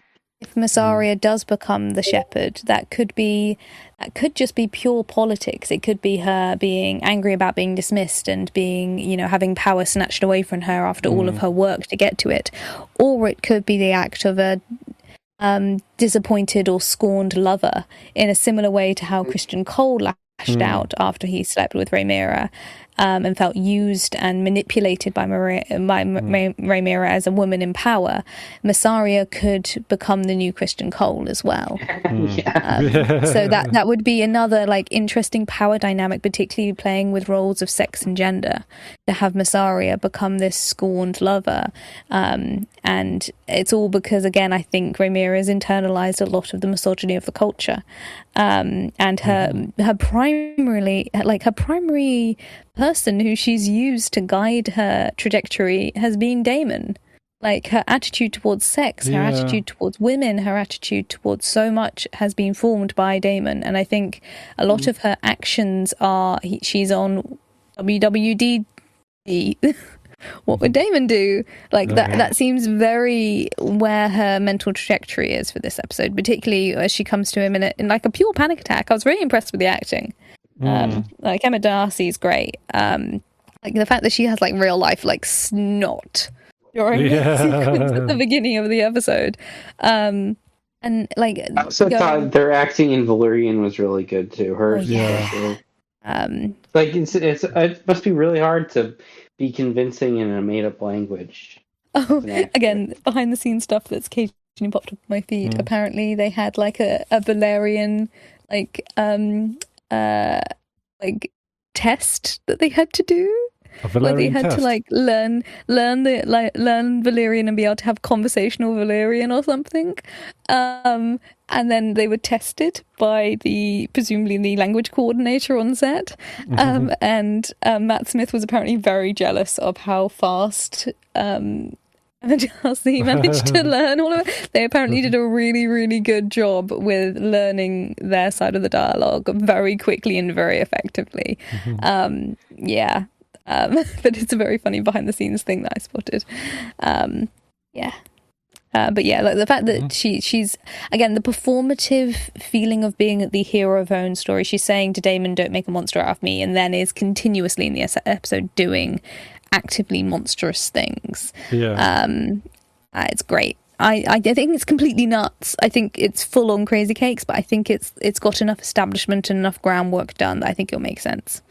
We're getting more points. We're getting more direction. Oh, by the way, I've popped up our live stream on the Freebooters live stream now. Just fuck the copyright on YouTube. Boo. It was accidental copyright. I left it running. Fine. It's all right.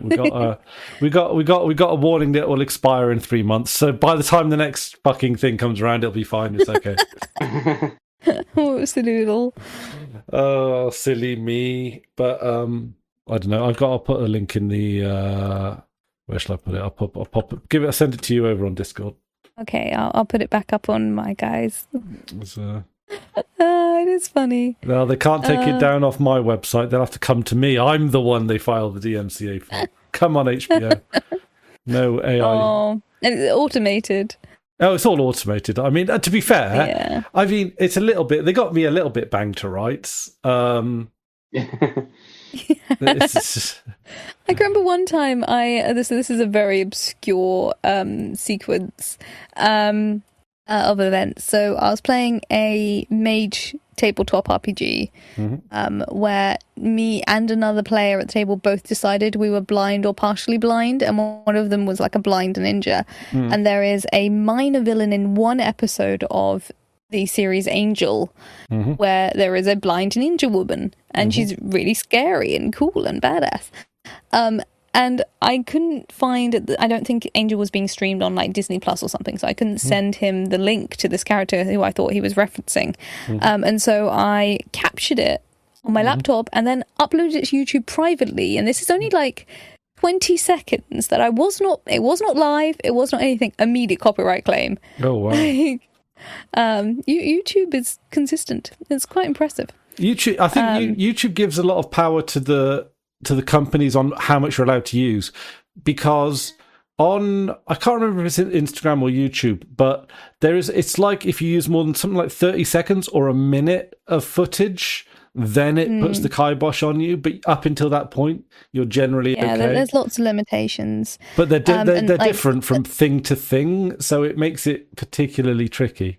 Well, that's why they say one of the things that women should do if they're concerned about being filmed without their consent, particularly through things like Google Glass, is to loudly play Disney songs. Disney in particular, because they are the most brutal, yeah. Because that will mean that none of that audio at least, is usable. But yeah, it does. It's sad that we're in a world where that's like, I already had to do safety spotting my entire life. Why do we also have to do safety spotting for bloody tech? It's awful. Yeah. Forgotten what we're talking about. We're talking about Valerian and panic attacks. Yeah, I find it interesting that Rhaenyra was actually woken from sleeping, or seemingly possibly sleeping, at the beginning of the episode, while Orwell went in and told her the news.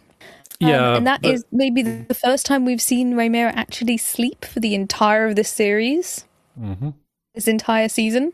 Yeah, so that could also be a factor on her psychosis.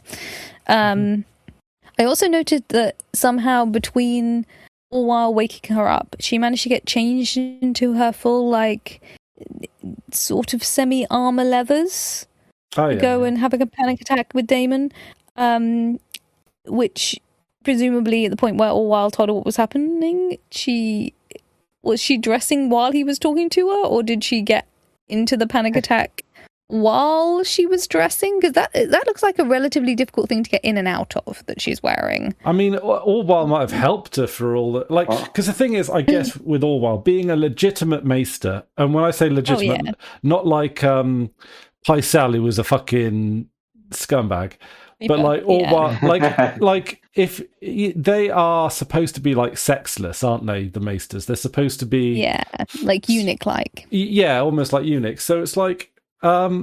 Rhaenyra probably doesn't feel threatened by Orwell, so she probably... I think probably what happened was he told her, she went, everything's fine, Orwell, get out of my sight, called her handmaiden and started kind of processing and getting panicked while she was getting dressed. But it looks like quite a complicated garment to get dressed in. It's not like she turned up to Daemon in a panic attack wearing her dressing gown. I just found it interesting, like, considering how consistent the costuming is in this show, it felt like a slightly, almost a continuity error. No, she's got handmaidens all over the place that would dress her in a second. Like, it's...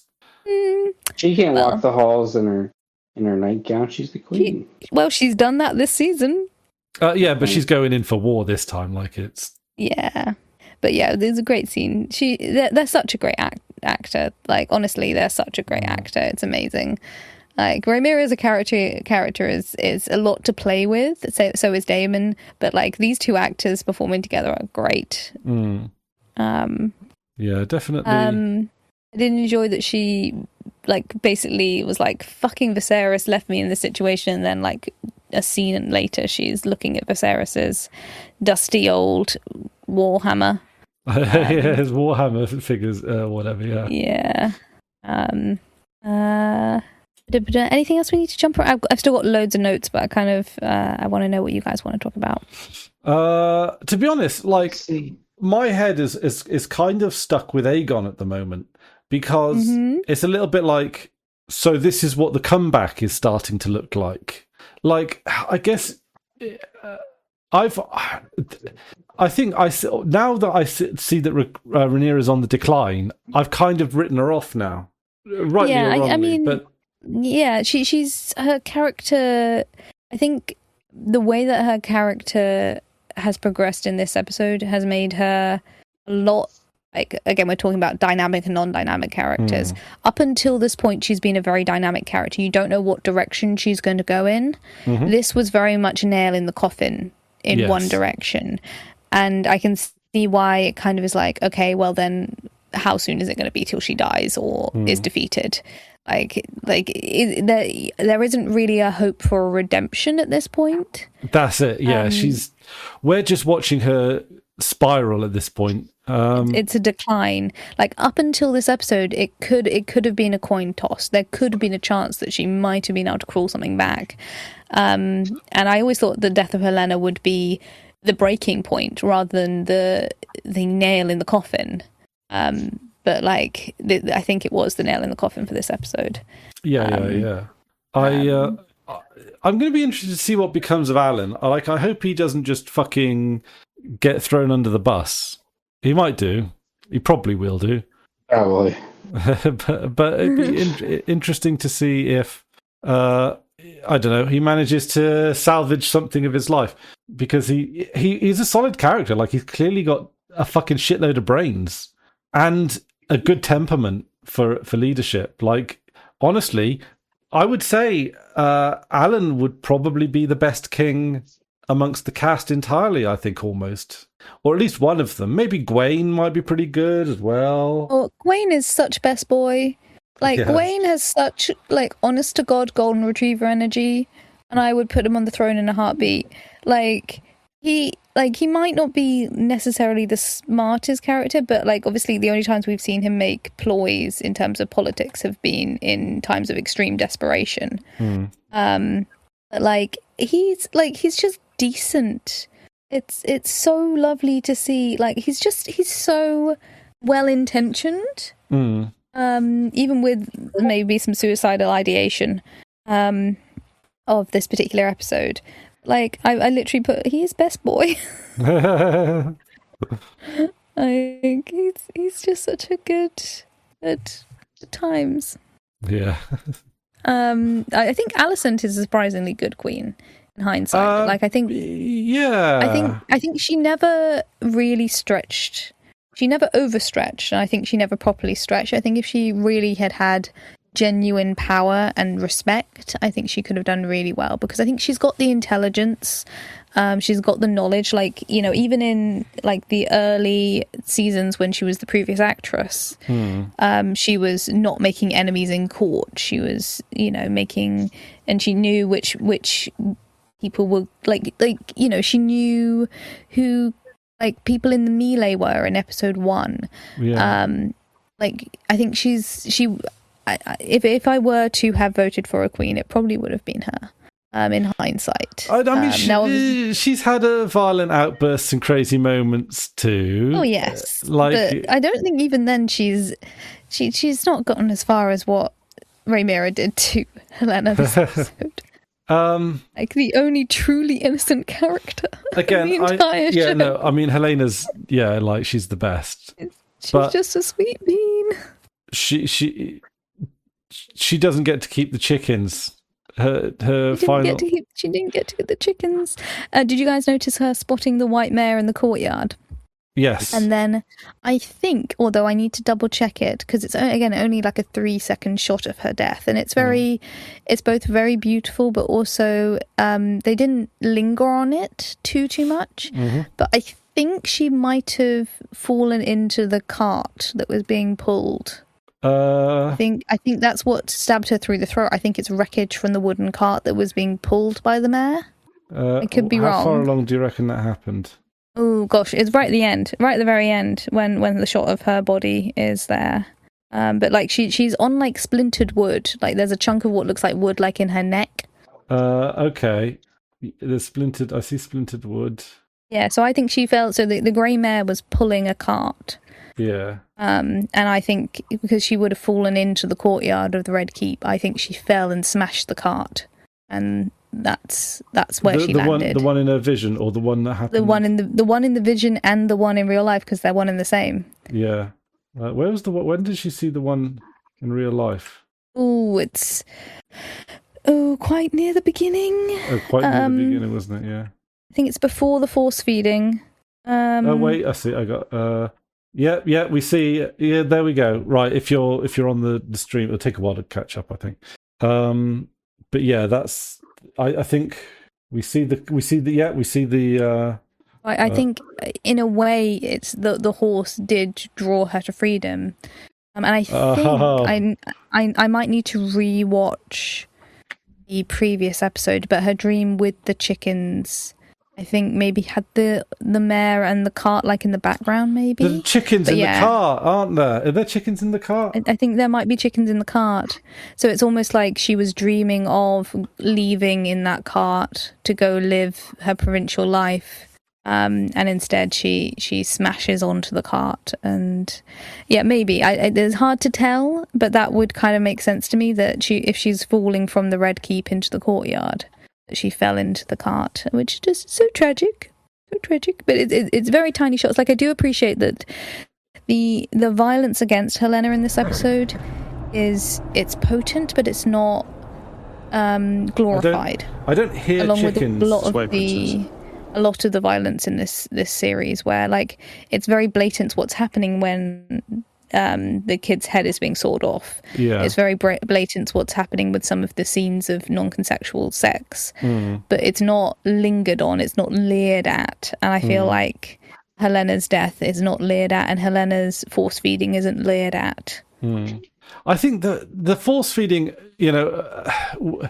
was, I mean, it might have been a bit of a panic response, but it also might have been a bit like it would be such a bad look if Rhaenyra died in her care, right? Like, oh yeah, and I think it's going to be the breaking point for any semblance of a relationship between Rhaenyra and Alicent. It's done. Yeah. Like there is no hope for anything between them anymore. Like Alicent was willing to kill her sons to protect her daughter, and her daughter is dead.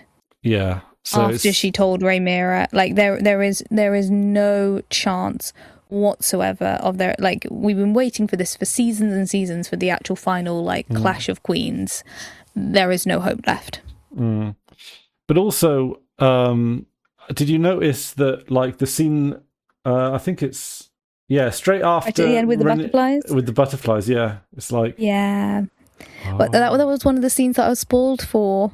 So, like, I saw that shot way before I watched the episode, which was the shot of Helena's body followed by Alicent and the butterflies. Wow. And so I was dreading watching the episode because it's such a beautiful idea. Yeah. Because I think, I can't remember which... I feel like there's one religion or one story within, like, a couple of theories within... certain spiritualism where butterflies carry the souls to the afterlife. Oh, okay, yeah. And like seeing this flurry of butterflies depart, it's such a sad, beautiful scene. Like it was devastating. Like, oftentimes you don't feel the death of a character until you see the reaction of a loved one. One of the best episodes of TV ever is the episode The Body from Buffy the Vampire Slayer. Have you seen it? I haven't seen that episode, no. But I know Buffy the Vampire Slayer. So The Body is almost entirely shot in real time. And it deals with mundane death. And it is devastating. It is, honestly, like, with no pretension, it is genuinely one of the best episodes of TV ever put to screen. As a standalone episode, it is devastating. And some of the best sequences are people reacting to a mundane death. And those sequences are the meat of the episode. To be honest, if I were to recommend one episode of Buffy the Vampire Slayer, it would be that episode. I mean, because it's wonderful TV. Rosie's a huge Buffy fan, so at some point we're going to end up watching it. Interesting fun once fact. You get to that episode, let me know how you feel about it, because I don't know whether or not it won Emmys at the time. If it didn't, that is a travesty. A huge proportion of the women I've dated have been Buffy fans. That to the point where it can't possibly be a coincidence. And I've never seen Buffy. There must be some sort of I don't know. It's a very good series, and it's also of our generation. Yeah. And yeah, it was popular TV. Was it that popular? I mean, I remember it being. It was popular. It was popular. Okay. It was popular enough that it's had multiple live rebroadcasts in the UK. I think they did a full series rebroadcast in 2019 or something. Okay. What channel? Just I want to say ITV? I think ITV2 maybe. Did it have adverts? That's the question. I think it did. But it was the remaster where I think the framing of some of the shots is worse than the remaster, because obviously the aspect ratios changed from late 90s TV to now. So they've reframed it and they've lost some of the visual information. Oh, the old pan and scan, yeah. If ever you watch an episode of Buffy, and Max, have you seen Buffy? I'm familiar with Buffy, but I'm okay. It's a little before my time. In the same way that Blink is one of the best episodes ever of TV from Doctor Who, The Body is a absolutely extraordinary episode of TV. It's totally standalone. I can just watch it with nothing. Yes, I would say you can watch it without really knowing much about any of the characters. And if you've ever lost a loved one, it is a very compelling episode. And it very much focuses on the stillness of immediate grief. And it's very well done. There's almost no supernatural elements in the episode. Okay, it's gonna. It is a hard watch. What series is it in, or what season is it in? Sorry. Season 5. Oh, so it's quite far in then. Yes. Because to be honest, I will probably have to go. Season 6, season 5. I'll probably have to move up to it, if you know what I mean. Yeah, I mean, it obviously has a more of emotional impact if you understand the characters, but it is just genuinely one of the best episodes of TV. But the way that it has characters reacting to a death, and the idea that a funeral is not for the dead person, it's for the people who are left behind. This sequence with Alicent and the butterflies was more emotionally affecting for me than this shot of Helena's body by a huge amount. Well, I mean, my last wishes, which will never be honoured, is to be put into a cannon and fired into the sea, which I think would be really cool. But no one's going to do that for me, are they, traitors? My mum brought up her dad's wishes because we were pottering around a place. My sister went for a holiday around Dartmoor before I joined her, and she went to one location, and my mum said, "Yeah, my dad wished for his ashes to be scattered there, but then said, nah, if you are in a position where you're scattering my ashes, you don't want to walk up a cliff in Dartmoor. Just bury me wherever." I wish I'd met the man. He seems like an absolute boss. I mean, yeah, you know, I've got no. It's always the thing that ruled me out of religion. I could never get behind the idea of an afterlife, and if you can't believe in an afterlife, it kind of disqualifies you from being religious, really, doesn't it? I think most religions. Certainly, most religions, yeah. Yeah, I mean, obviously, there's ideas of circular, like reincarnation or redistribution, or there's the kind of the law of motion theory to the afterlife, which is no energy is created or removed. So when you die, your energy, the particles that make up your existence, they will then go on to move something else and create something else. Well, that's just chemistry. Yeah, that is. Yeah, but your brain's just gone. It turns to dust eventually. Yeah. You know? But that can be a very comforting thought to some people. Some people might find that completely irrelevant. My general theory on the afterlife is it will matter when I get there. Yeah. I mean, if it's a deity who says you were in the wrong place, believing the wrong thing at the wrong time because the wrong person said the wrong thing to you, then that's not a heaven I want to be in. And if I get to a deity that's like, I forgive you and I love you, I'm like, good, I'll join you, wonderful. Yeah. And if I get there and they go, it's nothing, and I'll go, well, that's my problem now, I guess. And if I need to haunt something, I will try and have fun with it. But it's like you should have said something, God. You should have fucking said something. Why didn't you say something?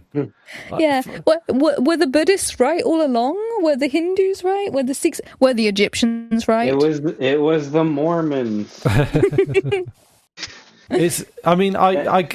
For any degree of common sense, it's not going to matter, right? Like any, and like it will matter when it matters, if it matters, and it will matter then and not now. Maybe like. Yeah. Maybe if you're... Again, not to bring back the Buffyverse, but Angels, I think it's I can't remember what season it is, but Angel, the character of Angel, he has a line which is something along the lines of, if nothing matters after we're all gone, then the only thing that matters is what we do now. Yeah. And that's a pretty powerful sentiment. Yeah. Yeah. It's just common sense, if you ask me. Sorry, I was being a reform voter there for a second. Oh dear. Oh my. Sorry. But yeah, I mean, and also to be honest, like I feel personally like it feels like having no afterlife. Like it feels like a peaceful concept. Like imagine all of the things that drain you in life, right? You don't have to worry about any of that. You like it does to me. Genuinely feel not like I'm not saying like I don't want to die, but like when that time comes, ideally when I'm old and have done everything I want to do, like yeah, I mean, you know, I don't know. It seems like rest. And yeah, that was one of the things with Cole's suicidal ideation for a lot of his last episode. Finally having the stranger grants rest. It's quite a nice concept, the idea that, you know, it's just the deepest sleep, like the best, deepest sleep. That's not a bad thought. And grief is for those who are left behind, not for that who is gone. Yes, I will say, like, I wasn't feeling emotional at all until the shot of the butterflies with Alicent. And the music in that sequence is phenomenal. Like, the music of Helena's death is absolutely gorgeous. Yeah. The scoring for this is excellent. I don't think it's quite up there with some of Game of Thrones' best. You know, like I very rarely notice the music in the same way that I noticed for. I think the piano music during the discovery of Viserys' death was really good, and the tiny little leitmotif of. In this episode of Helena's death, I don't normally notice it, and I noticed it, and it hurt. I like Rhaenyra's theme hits pretty hard, but like in Game of Thrones, you've got so many like iconic themes, right? You've got Light of the Seven, which leads up to Blowing of the Sept. You got Reigns of Castamere. You've got I'm not going to say. King's Arrival, King's Landing. Oh, yeah, that one, yeah. Robert Baratheon's theme. You've got Peter Baelish's theme. You've got the Night King theme, which is like the one right at the end, you know.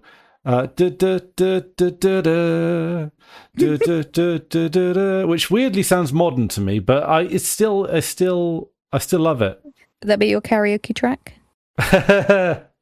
Sung by the Night King, just like standing there as the song. No, his was like the Ice Ice Baby. Oh, that's shameful. YouTube should ban us for that one. Sorry, not sorry. But yeah, no, I think honestly, Game of Thrones' music was excellent, 10 out of 10 to the end. This isn't bad. There's nothing here I don't like, but and Rhaenyra's theme is like that's good. That one is up there with Game of Thrones. But it doesn't seem like with Game of Thrones, every season had a fucking banger. This one, not so much. But that's fine. That's fine. I'm not expecting perfection. Mm. So, yeah. But it's still Romain Jouardi, so I don't know. Step up your game, lad. Or have you spent all your best songs on Game of Thrones? Nah, I think it's still great. What about Jenny of Oldstones? Was that done by Romain Jouardi, or was that done by Florence and the Machine? The actual song? That's done by Florence and the Machine, I believe. That was a solid fucking banger. See, 2 fucking bangers in the last season. Florence is a banger, like in general. Like I'm almost no single song from Florence has not triggered something happy in my brain. Yeah, and that was excellent. So two banging soundtracks in the last season. So, you know, again, for all the faults that we can level at season 8 of Game of Thrones, at least there might even be more in there. I don't think. there's probably more in this one. We're just not thinking of it. I think Viserys's like the theme he had when he walked to the throne, and Daemon picked up his crown. I remember that hitting hard at the time. Definitely an excellent scene. Yeah, maybe the music was. I think maybe the music is just for that was impressive. Yeah, but also I feel like the music is integrated more into the show in a more seamless way, which is more talented, but maybe less obvious. Yeah, well, I feel like House of the Dragon is kind of similar to. This is going to be another bizarre. Jenny makes a brain connection that then she has to explain. Frozen 1 and Frozen 2, or Critical Role Campaign 1 versus Critical Role Campaign 2, where the Game of Thrones is more iconic, and the following things are more complex. Like that, there's more. Like less iconic, more detailed, more layered. Yeah. While the iconic like first emblematic one is very easy to digest. You can kind of immediately understand the characters and immediately understand the archetypes they're playing, like more archetypal. And then the follow-up shows are more detailed and less.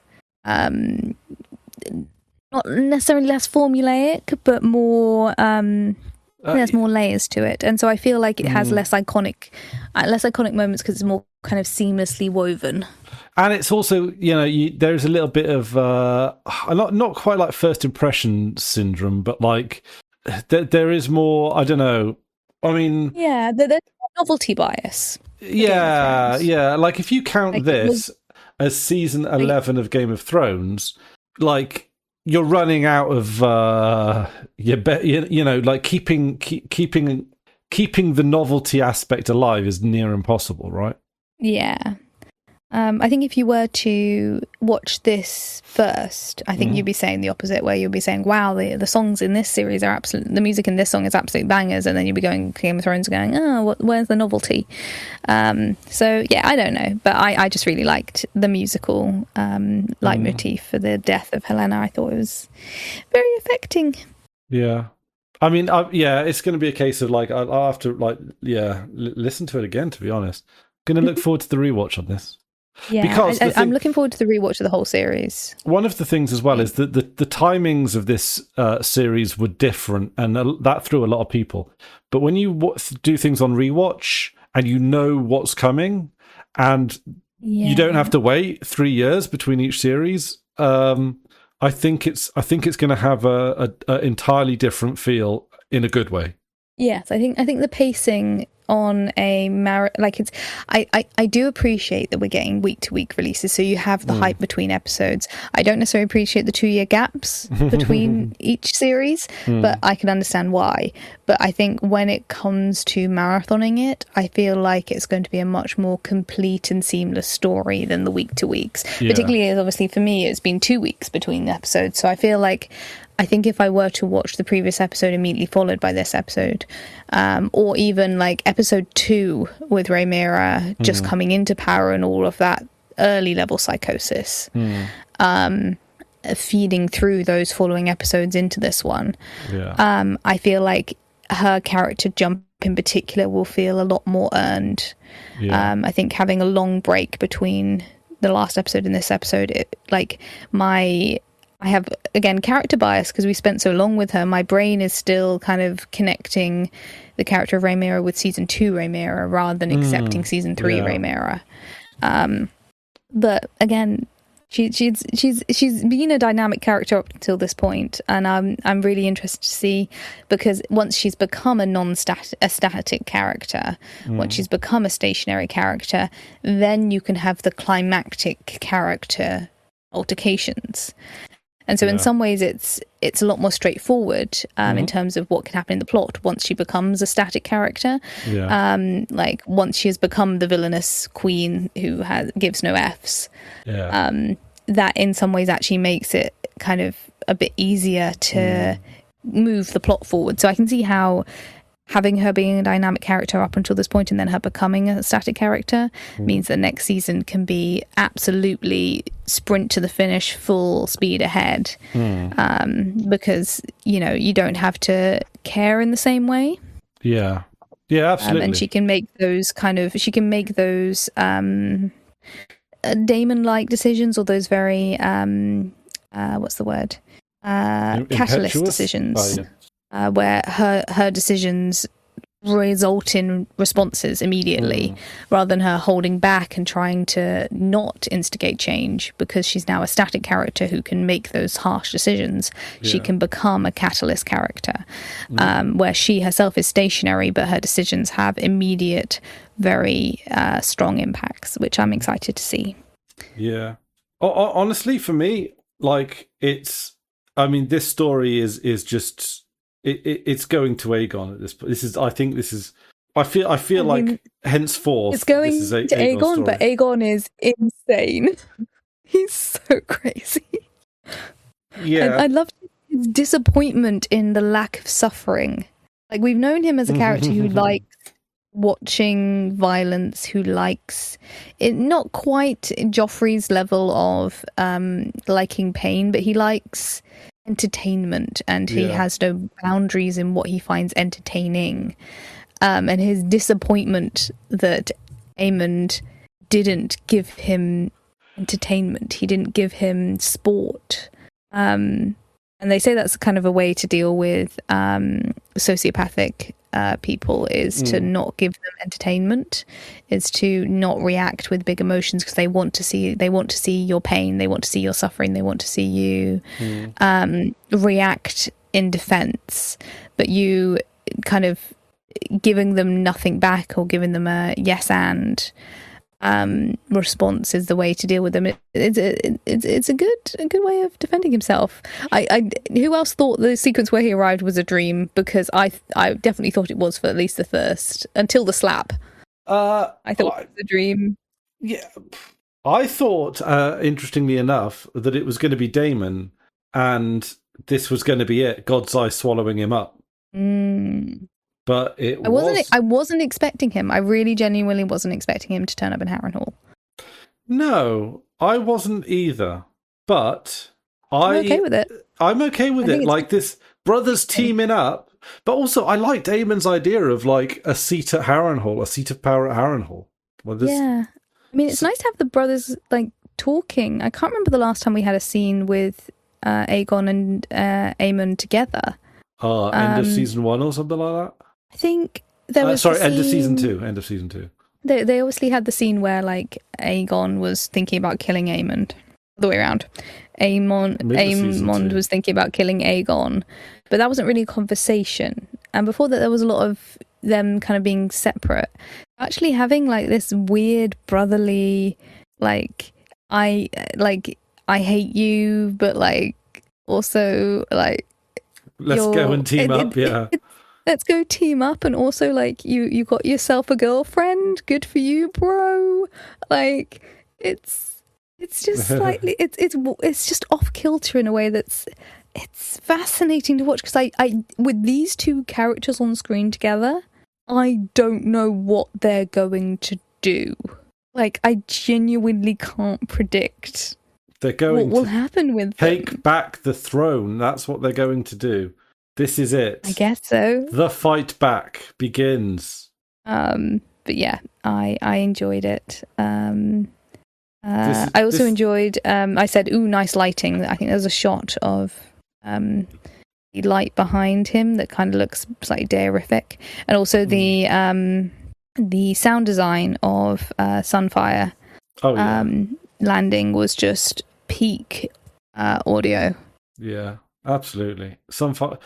Yeah, it's been a while since we've seen Sunfire, hasn't it? Yeah. Well, I mean, as in like, dead. We haven't seen him in daylight for a while. Yeah. So that was because one of the smaller dragons, isn't it? Sunfire. Yeah, so he's a hatchling, isn't he? Yeah. So the hatchling dragons are obviously Baela's dragon is a hatchling. Cyrax was a hatchling, but obviously Rhaenyra is now in her 40s. I think Caraxes was claimed. Obviously Vhagar was claimed. Silverwing and Vermithor were claimed. Sheepsteer was claimed. Obviously Meleys was claimed. And I can't remember what the name of Daeron's dragon is. That's definitely a hatchling because she's a tiny baby girl. Yeah. And yeah. And Dreamfire is claimed as well. Dreamfire is one of the older ones. Dreamfire is Helena's one, though. Yes. Or was. So yeah. You got many more notes, Jenny?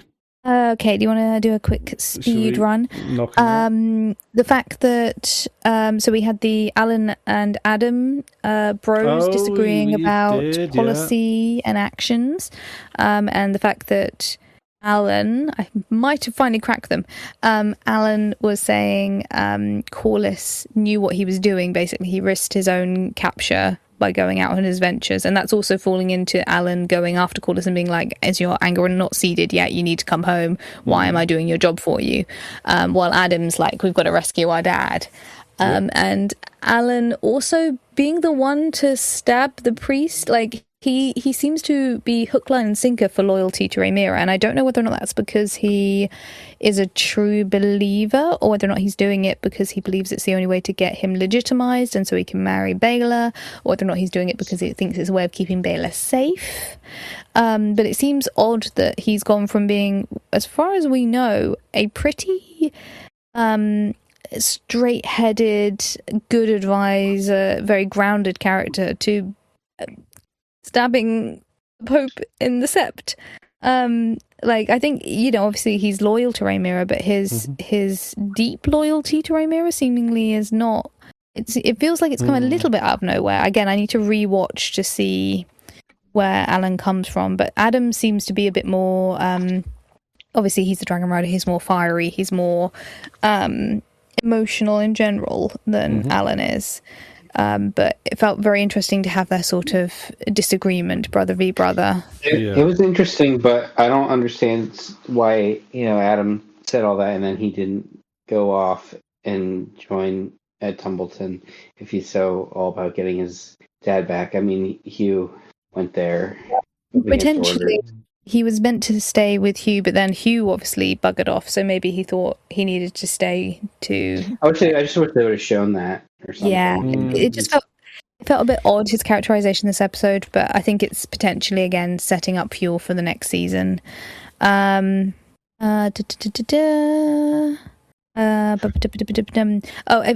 be that Alan understands that he is. So he also says to the Velaryon sea folk, "I am Corlys's named heir." which is interesting that Corlys himself hasn't announced it. But unlike Rhaenyra's got to say, my father told me that I was his heir. Alan can just say to the men, I am his chosen heir. And without being officially legitimized, and I don't know whether or not that's going to have consequences by and by.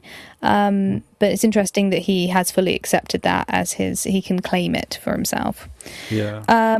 There was an interesting double shot between right at the beginning where there was a shot of Hugh after Daemon left, and in hindsight it was probably again setting up for the Daemon Hugh potential fallout later on. But there's a shot of Daemon leaving King's Landing and Hugh watching him go, and then him skittering off in the background. And then the next scene is of Ormond receiving a letter. And so I thought that was potentially Hugh having sent a letter to Aemond about the movement of Daemon's troops because he's also defected. But in hindsight, I think it was more he knew that Daemon had gone, and knew that Tumbleton was going to be attacked, so decided to hop on his dragon and abandon his post and instead go straight to Tumbleton himself to try and save his wife. But I thought that might also be more pigeon stuff, but there was no pigeon shots. No. This pigeon thing.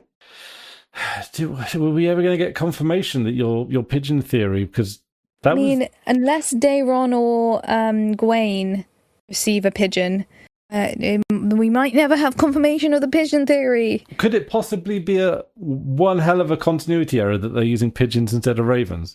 I mean, the way that a set is put together, that can't possibly be true, can it? I don't know.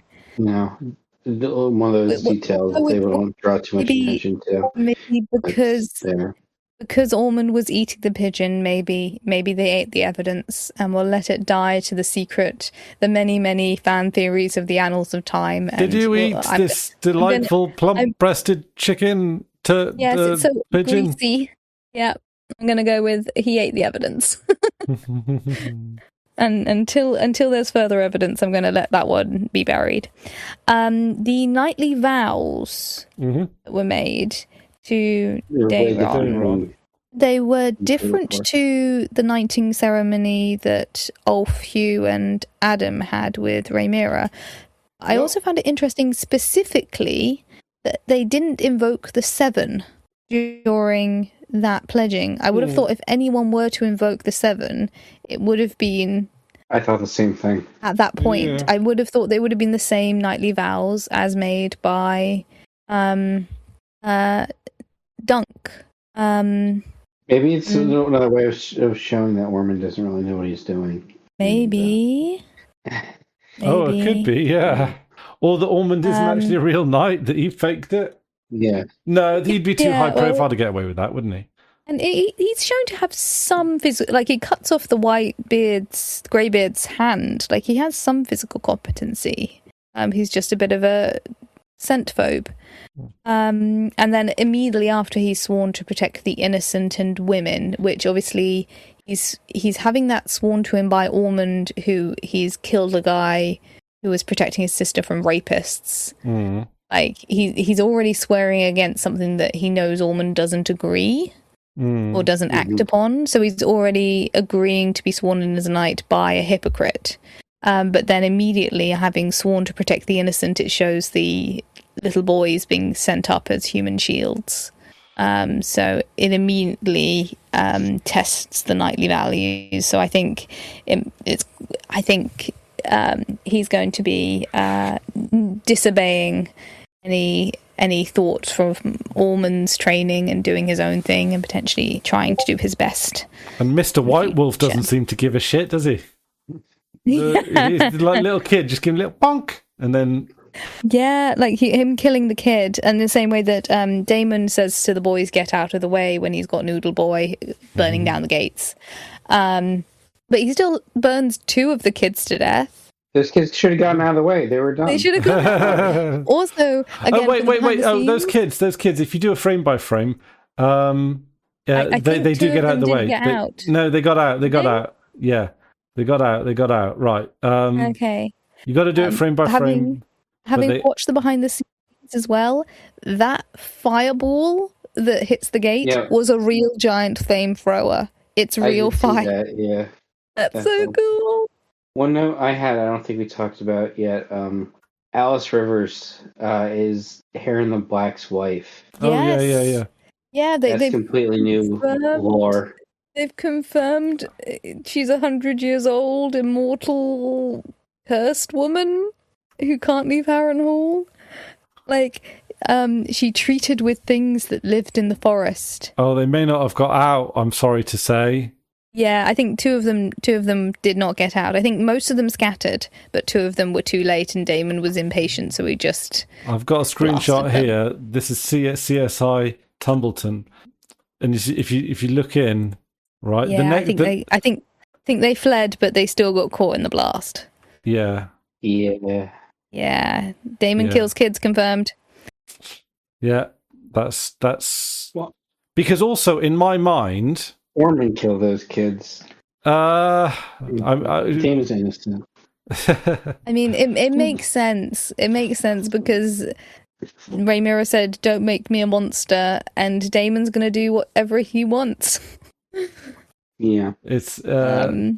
I also find it slightly weird. Like, I think I blinked. I've only watched this episode once, and I think I blinked between shots where it went from Daemon on Caraxes burning down the wall, and then the next shot is Daemon on his horse getting knocked off his horse and having to do hand to hand. So it's like why? Like, I feel like it was like they missed a shot of him. Like, obviously the timing in this episode, there's so much going on, but they missed a kind of a moment of him dismounting, getting on a different horse. Like, his mounts are confusing. It just seems like if I were a dragon rider, I would. Oh no, he does have a shot. It hasn't. It just came up on screen. It has a shot of him running over to his horse. I suppose Caraxes can't walk into the building, but why wouldn't you just? I suppose he was commanded to go house to house. Maybe he's trying. Yes, he can't. Yeah, it's not a dragon's not like a helicopter. You can't just like hover in one spot, I guess. Yeah. Although you could barely do that with helicopters, to be honest. Yeah. Do you enjoy the fact that this is the second episode where we've had Caraxes' long neck being very helpful, where he can burst in just by his head in the noodle? Yes.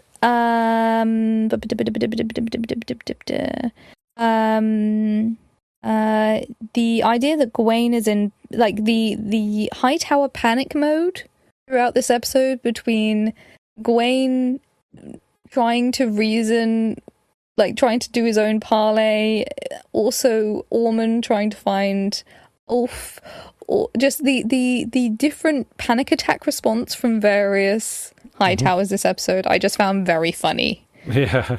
And like Gawain trying to be pragmatic and trying to come up with solution while clearly just being full panic mode. All the kids peeing and vomiting was just all the fluids. Heartbreaking, really. Yeah. And I found it interesting in this episode. So I know, Chris, you've recently rewatched the Lord of the Rings series. Mm-hmm. This episode felt like Helm's Deep in reverse, where we were following the attacking team, including the ladders and the explosions and the sorry, Mimi's having a chat in the background. It is her dinner time. Helm's Deep in reverse. I enjoyed it. There was two different references to lighting the way in this episode, it had Rhaenyra claiming to light the way, but through Valerian-ness. Yeah. But also it had Daeron swearing in his nightly vows to light the way, which I found nifty. I still can't work out if Ormond's omission of parts of the oath were deliberate or him just not knowing. I don't know. Like, I don't know if there's a set oath, because obviously Rhaenyra's swearing in of her knights wasn't a set oath. Now she doesn't follow the seven. I mean, it could be different for Targaryen. So I don't know whether or not there's a set way. Now we have to also take into account the Knight of the Seven Kingdoms is another generation on, and presumably the next generation of the rulers of King's Landing will be more Seven focused than Valyrian. So it is possible that they might have said like standardized the appropriate nightly vows that have to be said. Yeah. Rather than before, it could have just been, and that would be interesting because I'm trying to remember exactly how this timeline falls out with A Night of the Seven Kingdoms. Would Dunk's mentor have been alive during the Dance of Dragons? No. No. He's. I think there's a story about him seeing the last dragon, but that's after the Dance of the Dragons. Yeah. There's a few left. So it might be possible that his mentor could have been sworn in under vague nightly words, like we've had shown in House of the Dragon. And that's part of the reason why he never fully knighted Dunk, is he never knew the proper nightly words. Because he might have been sworn under a vague version and then it was standardized. I don't know. I mean, to be honest, they're not used every day, right? Or do they recite them every day? I don't know. No, I think it's only for the initial ceremony. Yeah. So they probably just get forgotten a lot of the time, I guess, maybe. Yeah, potentially. That makes sense. So it probably, I'm sure, as long as the essence is there, right? That's what counts. As long as you got it, as long as you got the spirit of it, yeah. Mm-hmm. I don't. Yeah. The gods aren't going to be that pedantic, are they? About the. Well, it's not. Is it a holy vow? I guess it is. Like knights are. Yeah, it's swearing in the light order. of the seven. Yeah. And maybe it becomes a standard that you have to swear in order to be considered a knight, you have to swear under the light of the seven. You can't swear under the old gods or under the Valyrian gods. I don't know. But it seemed interesting. Mm-hmm.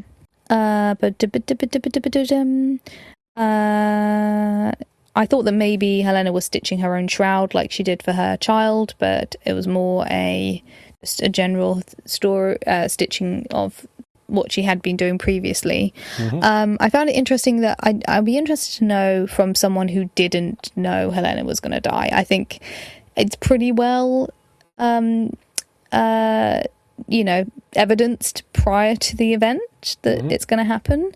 But if someone didn't know, when I first glanced at the tapestry dangling out the window, it reminded me of like a torn sheet that had been tied in knots to escape from the tower.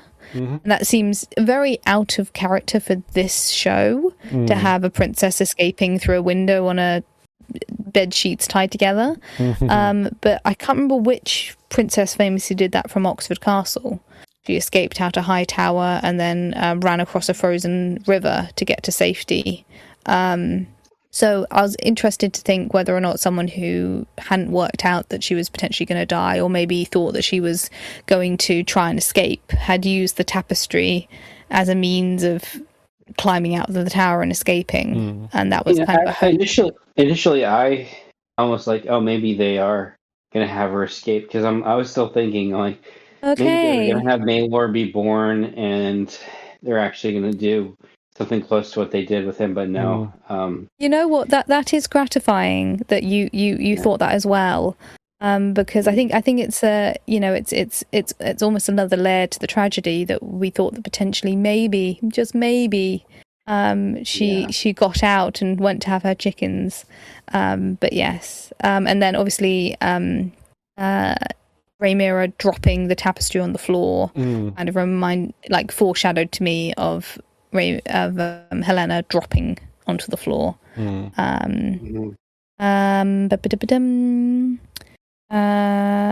The question of whether or not Daemon wants success in war or to kill high towers, it's both. It's always both. Always both. And he's asked them to take no quarter, and he wants their worst. So I like the idea of his speeches. His speeches are much more compelling than Rhaenyra's. He can really call men to war, but in the same way that Tyrion's big speech, where he's like, "These men are good. They have families just like us. Blah blah blah blah blah blah blah blah. Let's go fucking kill them."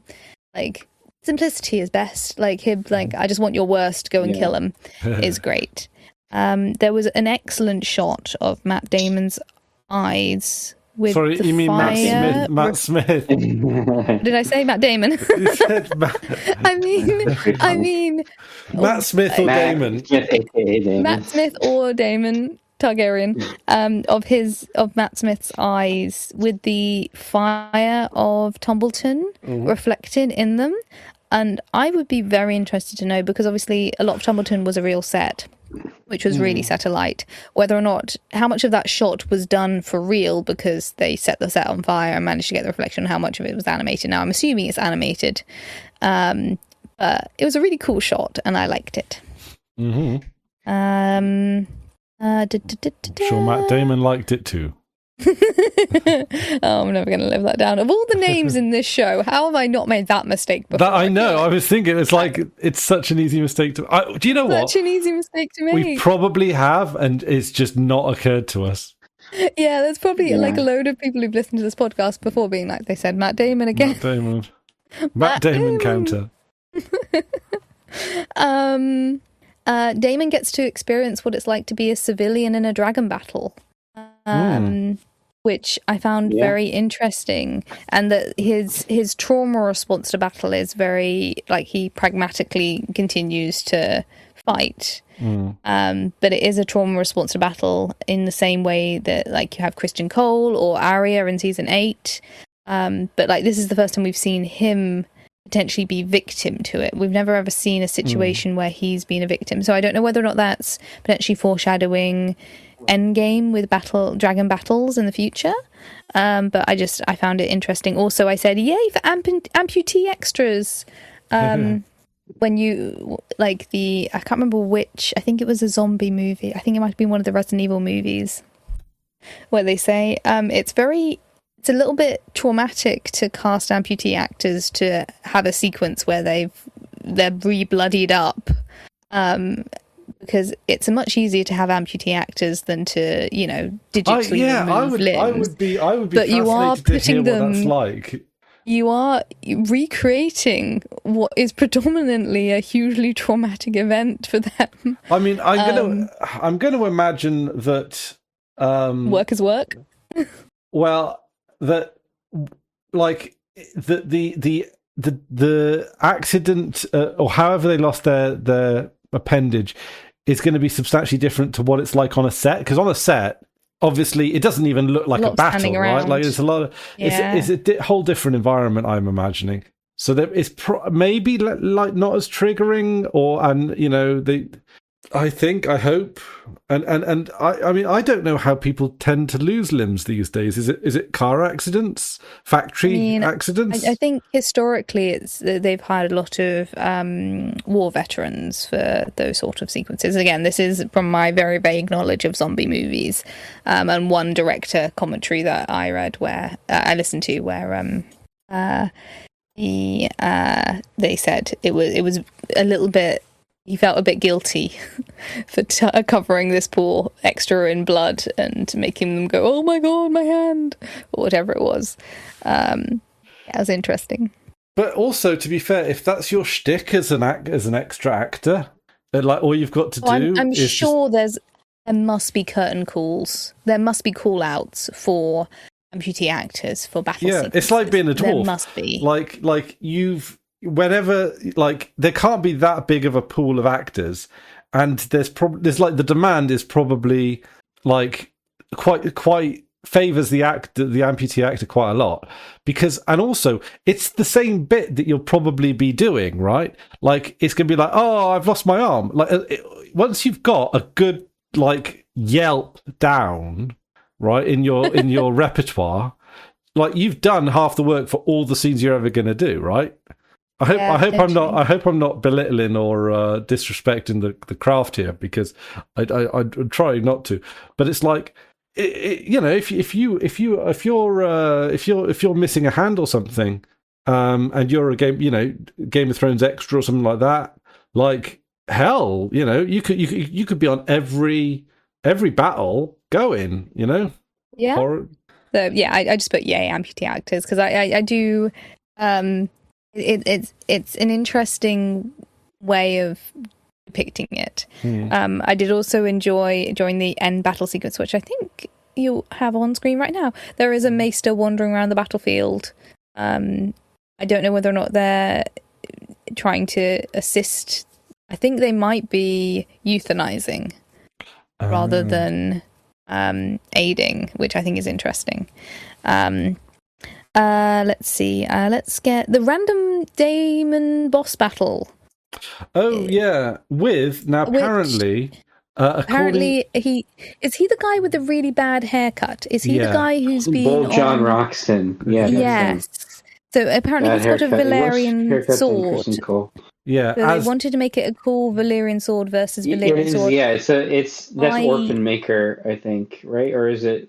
Maybe.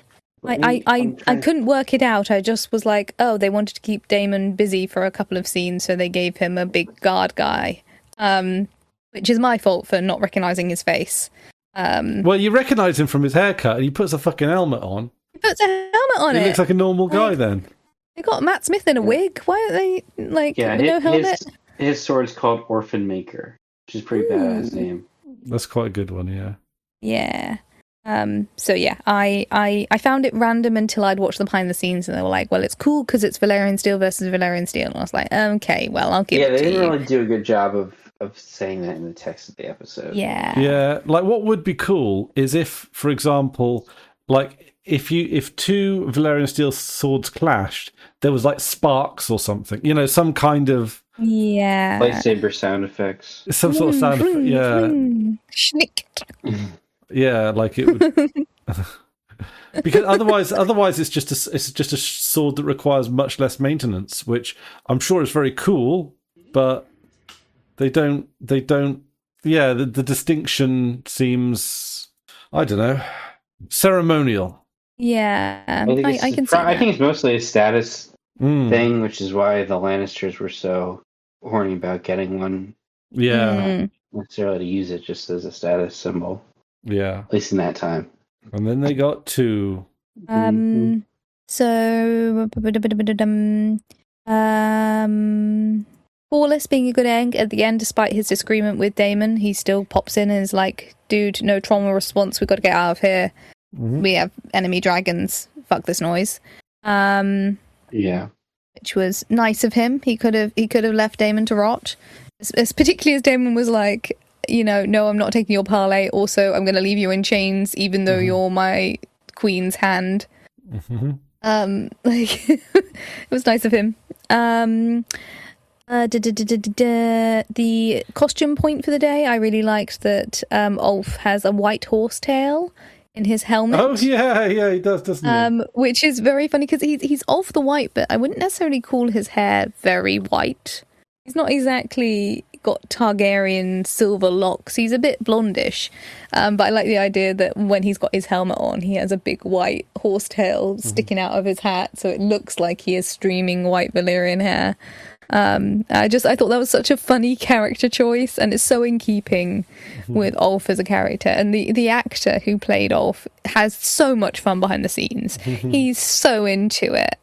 I enjoyed that.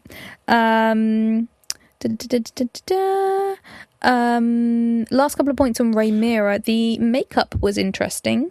Yeah. So again, from behind the scenes stuff, they said they wanted it to make it look like war paint but subtle. I thought it looked like she just kind of smudged her mascara. And then I also thought that potentially it looked a little bit like theatrical eye makeup. So if you're in theatre, sometimes they'll put extra like dots on like the ridge of your nose and the outside of your eye to make your eye look bigger. Okay. From a very far distance, or at the top and bottom of your eye to make your iris look bigger from a very, very far distance. And it's quite unnerving in person. It kind of gives a sort of uncanny valley approach in person, but potentially from very far sung theatre, it can make you more able to be seen. So I thought that it was more a theatrical thing rather than war paint for her to be able to be seen one doing her speech. But it had that slightly kind of unnerving quality. It looked a bit uncanny valley. Similar I think these productions were parallel, so I don't think there's any specific crossover. But have you guys followed any of the news about the movie Obsession? No. I have not seen it myself, but I know So if you look up some behind the scenes from the movie Obsession, there is a particularly creepy scene where the female protagonist of a story where it's a cursed wish. So he wishes that she'll love him more than anything in the world, which obviously strips her of all autonomy. So it's horrendous for her. But then she becomes a creepy, possessive girlfriend, which he doesn't like. Oddly, it's almost like when you strip someone of their autonomy, they're not a pleasant person to be around. But there's a particularly creepy scene where it invokes the uncanny valley, where she's sat in the dark, and she just looks wrong in this very dim half light, and it's kind of similar to when you wake up next to someone in the middle of the night and it's dark and you can't really see their face and they just look just off, and it's a very human fear. And behind the scenes they did some very creepy makeup, like putting darkness above and below her eyeline, and I felt like that makeup triggered a similar response. Like there's something very unattractive and very unnerving about it. But yeah, I don't think it's at all related to that particular movie, but it had a similar effect. Yeah, she's going to be Rogue in the new X-Men movie now, that actress. So I think I'm going to check it out. That's nifty. Get a gauge on how that's going to go. Like Rogue's one of my favourite characters. I do love Rogue as a character, both from the 90s the cartoon series and she's from great. the 2000s movie. Very much related to the teenage girl when I was a teenage girl, shockingly. Have you seen, there's an this is one of my favorite one of my favorite like Marvel movies is Days of Future Past. Did you know that there's like an alternate cut of that movie with way more Rogue cut in it? Because it's one of the things I found devastating about the end of what was the third of the original X-Men series movies? The Last Stand. That movie Last Stand was when she gave up her powers, and I wrote fanfic about like her injection going wrong, and she actually developed a different version of her powers where she didn't have to touch people, but she had like uncontrollable like distance power zapping. And so she had to learn how to control it, so she wasn't just randomly zapping people in the world, but she could have physical contact. I wrote that fanfic because I was so angry about the end of that movie. But Days of Future Past obviously undid whatever bleaching happened to her powers at the end of that movie, which the Rogue cut just seems better in every way. Partially also because Anna Paquin is hot. No argument. Right. Finishing off Rhaenyra, the man who says he is the king is no true king, standing in front of the people and saying, "I am your queen," is Highwin.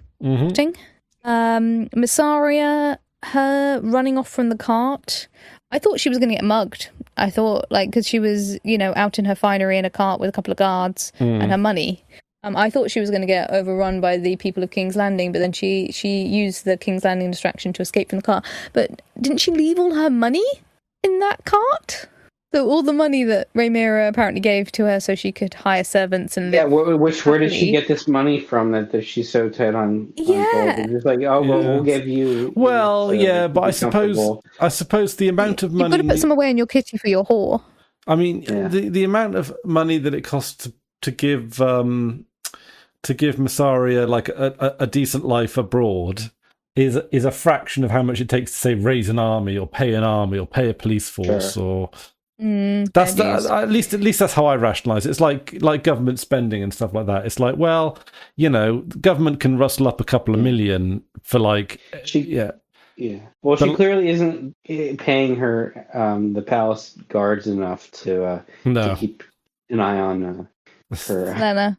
On Helena or on Mysaria, just sneaking away while she's being escorted through the city. But also, Aegon comes back. Thingy Lannister, Tyland Lannister, like he's basically already set up with cash, so he can fly in as the hero. Eventually. Yeah. Last two main points. So, one, the tapestry that she's working on, there is behind the scenes video of the whole thing, and it is meant to be slightly abstract, and there's aspects of it that are truth, and aspects of it is the equivalent of someone doodling while their mind's wandering. But part of it is kind of unwoven, and given that we just had the Odyssey come out, and it has Penelope weaving her husband's death shroud and then unweaving it at night. It just kind of reminded me of that she's both weaving and unweaving at the same time. And with suicidal ideation, me and my sister, when we were traveling, we visited Thomas Hardy's house, and his wife had a sudden illness, quote unquote, after living a very miserable life. And the day she had her sudden illness, she played. You don't mean Thomas Hardy as in the actor? Tom Hardy? No, sorry, I mean Shinzan? The author. Sorry, I'm probably misremembering which one it is. Yes, Thomas Hardy, the author. He wrote Test of D'Urbervilles and those ones. Victorian author. I was worried I said completely the wrong name. I said not the wrong name. I'm calling you said it Thomas Hardy, but we were thinking of Tom Hardy. Tom Hardy, the actor. No, we went to the Victorian manor house of Thomas Hardy, who wrote Far from the Madding Crowd and Test of D'Urbervilles and etc. And his wife, famously, before her sudden quote-unquote illness, played every single piece of music she owned in one sitting and said that she's done, she's finished them all, and she'll never play them again. And the completing of the tapestry reminds me of kind of that level of suicidal ideation where you have the, I've completed my work, that's done, it's finished, I have nothing else that I need to work on. And the idea that maybe she was unpicking the threads and then resewing it, trying to kind of fight with her wants for survival. And then she, it was done. There was nothing left to see. Like, once you've seen your own death, like she stitched her own death. Like, once you've seen that, you can't really go back. And my last little point is Aemon just straight up believed without question that Alice is 100-year-old cursed wife of Harren the Black. Spooky shit. I mean, I believe her. If I were him, but it's. I mean, I think this whole the reveal thing of her, it's just very like weird. Like, I don't know where they're going with it. I don't know big exposition dump. It's one of the most really has on the story. Yeah, it's one of the most awkward exposition dumps of the entire saga of Song of Ice and Fire. I think that it's on par. It's better acted, but on par with that's Cersei's brother. That's the king. Unprompted, weeping into the near distance, talking about a historical figure that is tangentially, maybe vaguely related to the conversation at hand, is a choice. I found it very odd. Like, it's well acted, well enough, but like it felt so like there wasn't like a conversation along the lines of, I don't know if I can trust you, I need to know more about you, tell me what you've been holding back. Okay, here's this information. Like I couldn't follow how what Aemond was saying connected with Alice's reveal of something so like, apart from maybe Melisandre, have we had any evidence? That's the only other like comparable thing I could think of was Melisandre. It's so like that should be earth-shattering. Like that the only magic that Aemon seemingly has any real connection with is dragons. Like, he's not shown any prolific understanding of Helena's magic. He's not... Like, the only magic he's really come into any sort of interaction with is the dream magic of Harrenhal, which, he's been feverish. Like, I did find that very strange. I agree.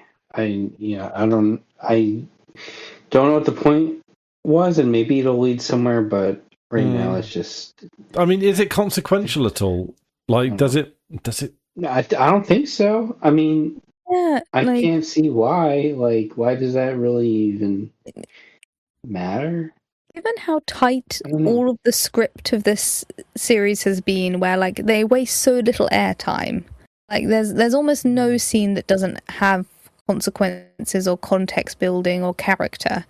This kind of undercuts her character as presented, makes Aemon feel a bit weird as a character because he's not questioning it, and doesn't really add anything except additional questions. So it's one of the most odd scenes, I think, because it just feels so both anticlimactic and also it's just odd. My last question to you guys, though. What do we think the new the new opening credit's gonna be now that Tapestry's dead? What do we think next season's thing will be? Fire and blood. Could be cold opens all around. Yeah, maybe. Put just fire and ashes ? As one option, like because we had fire becoming a primary thing, or like ash blowing in the wind, maybe like ash scattering into shapes. What would it's going to be focused around Aegon, perhaps, or something to do with Aegon. Could it? Okay. Oh, here's one. Right, all while writing. It's going to be like all while doing a family tree or something like that. So it's going to be similar to the first season, but maybe like some sort of Maester's record or something to do that. I'm going to go with all while and Maester based. He's going to be the one that just a complete guess. That was our suggestion from previous weeks. The previous week we thought maybe it'll be all while's notes. I was thinking maybe it might be Larys's notes because we had Larys kind of sowing the seeds of the story of Aemond.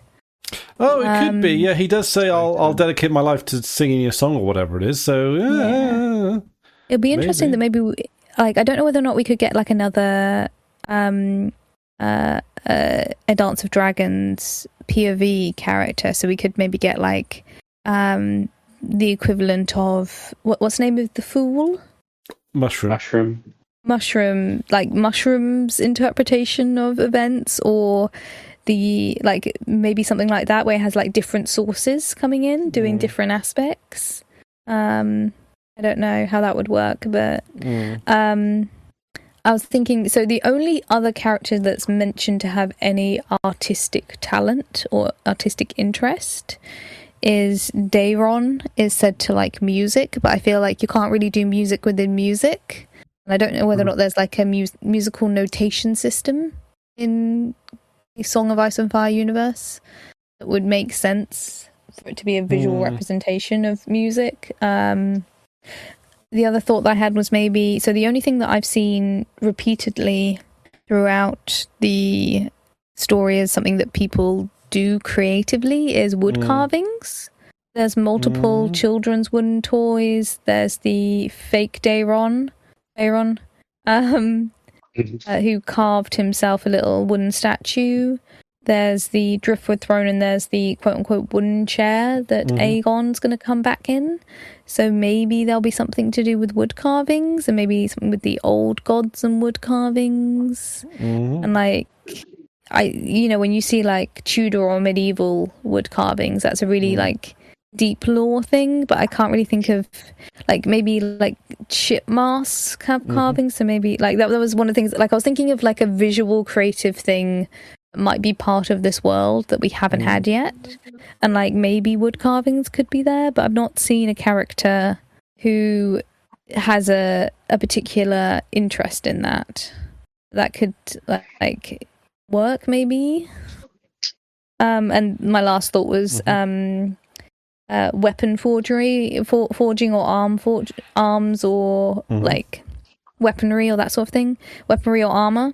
And that way you could like show crests and shields, and like you could have like fire and hot oil and like hot like similar to the smelting scene of the two swords that Highwind did, having like a scene of like close-ups with sparks and then it forming into metal.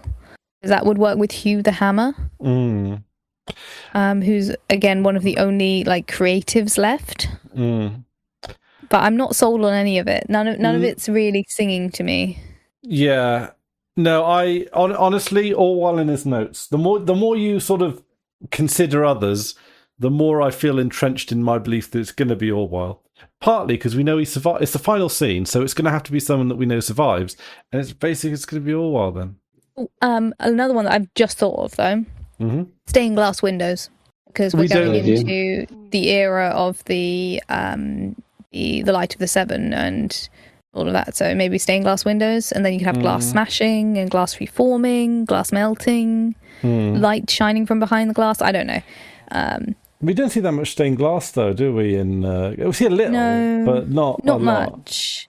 But that might be something that would have, like, it's hard to come up. Like, I feel very unintelligent and uncreative when faced with the scope and the grandeur and the creative elements of the Game of Thrones opening credits.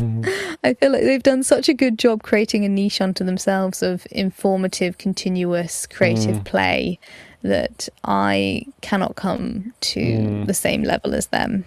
Yeah. But that's the end of my notes. You'll be thankful to hear. And I said I'd be finishing it hard out at 11 because I have to be up in 6 hours. Oh, gosh, yeah.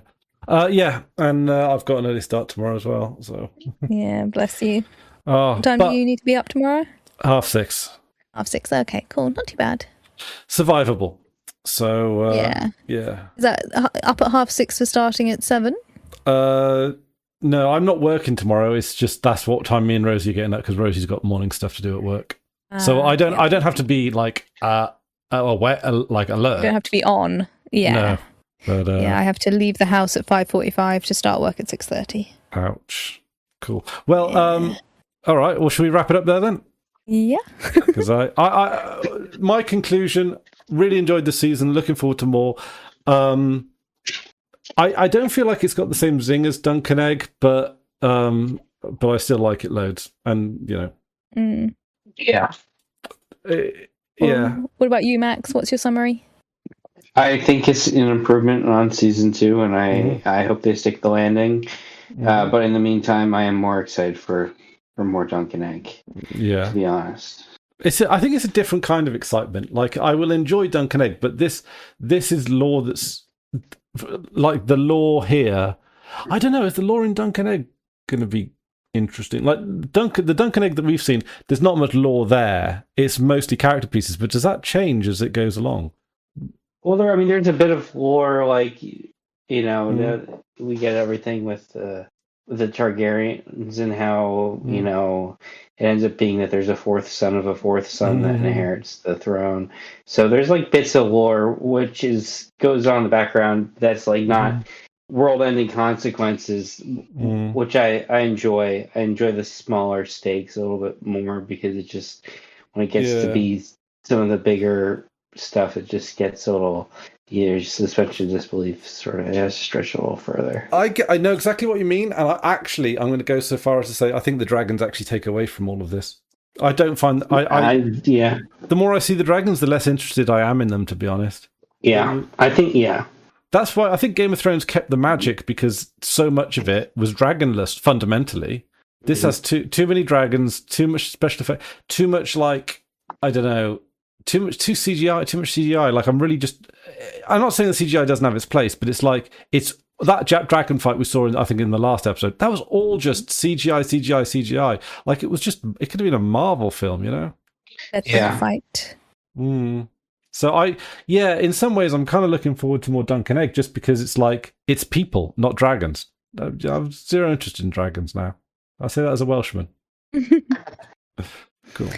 Anyway, I'm excited to rewatch and kind of I think I actively enjoy the process of watching Dunk and Egg more than the active enjoyment of watching this show, because even with the improvements to humour, it's still a dour experience. It's still an epic tragedy. But there is so much to sink your teeth into in this series that my kind of got to collect them all brain, who is looking for all of the secret messages and the codes and the details. There's so many characters, character motivations, visual references, allegory references into the meta of modern and historical elements in this, that it's like, Dunk and Egg is a much more enjoyable and relaxed experience. I can put it on, I can enjoy it. This, I feel compelled to write notes and think about it in a deep and meaningful way. And those affect two different parts of my brain. So I'd say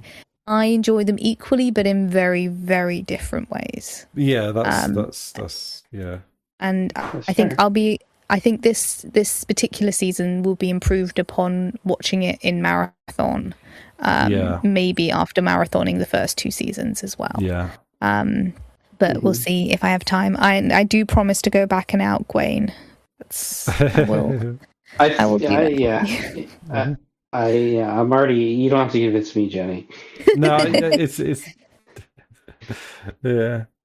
Well, thank you, folks, for joining me as well on the series again, as always. As always, it's always a laugh, and I don't know. I don't know what will happen in the meantime, or even when the next Game of Thrones thing comes out. To be honest, but I'm pretty sure it's Dunk and Egg unless you guys can somehow make it to the play. It's probably pretty tough to get tickets, I imagine. I'd imagine so, yeah. But although of course on the Freebooters server we'll probably be doing some Christmas games, quizzes and that kind of thing. So it'd be nice if you folks are about for that.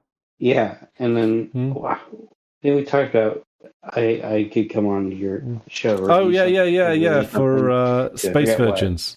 Yeah, that's it. Yeah. We'll do something like we'll do that. Yeah, that sounds that'd be good. Cool. Anyway, right. Let's wrap up the old podcast there. Thank you everyone on the stream for joining us. Chaotic stream, but there we go. My bad on that one. But thank you very much for joining us, and we'll see you soon. Toodaloo. Bye-bye. Peace.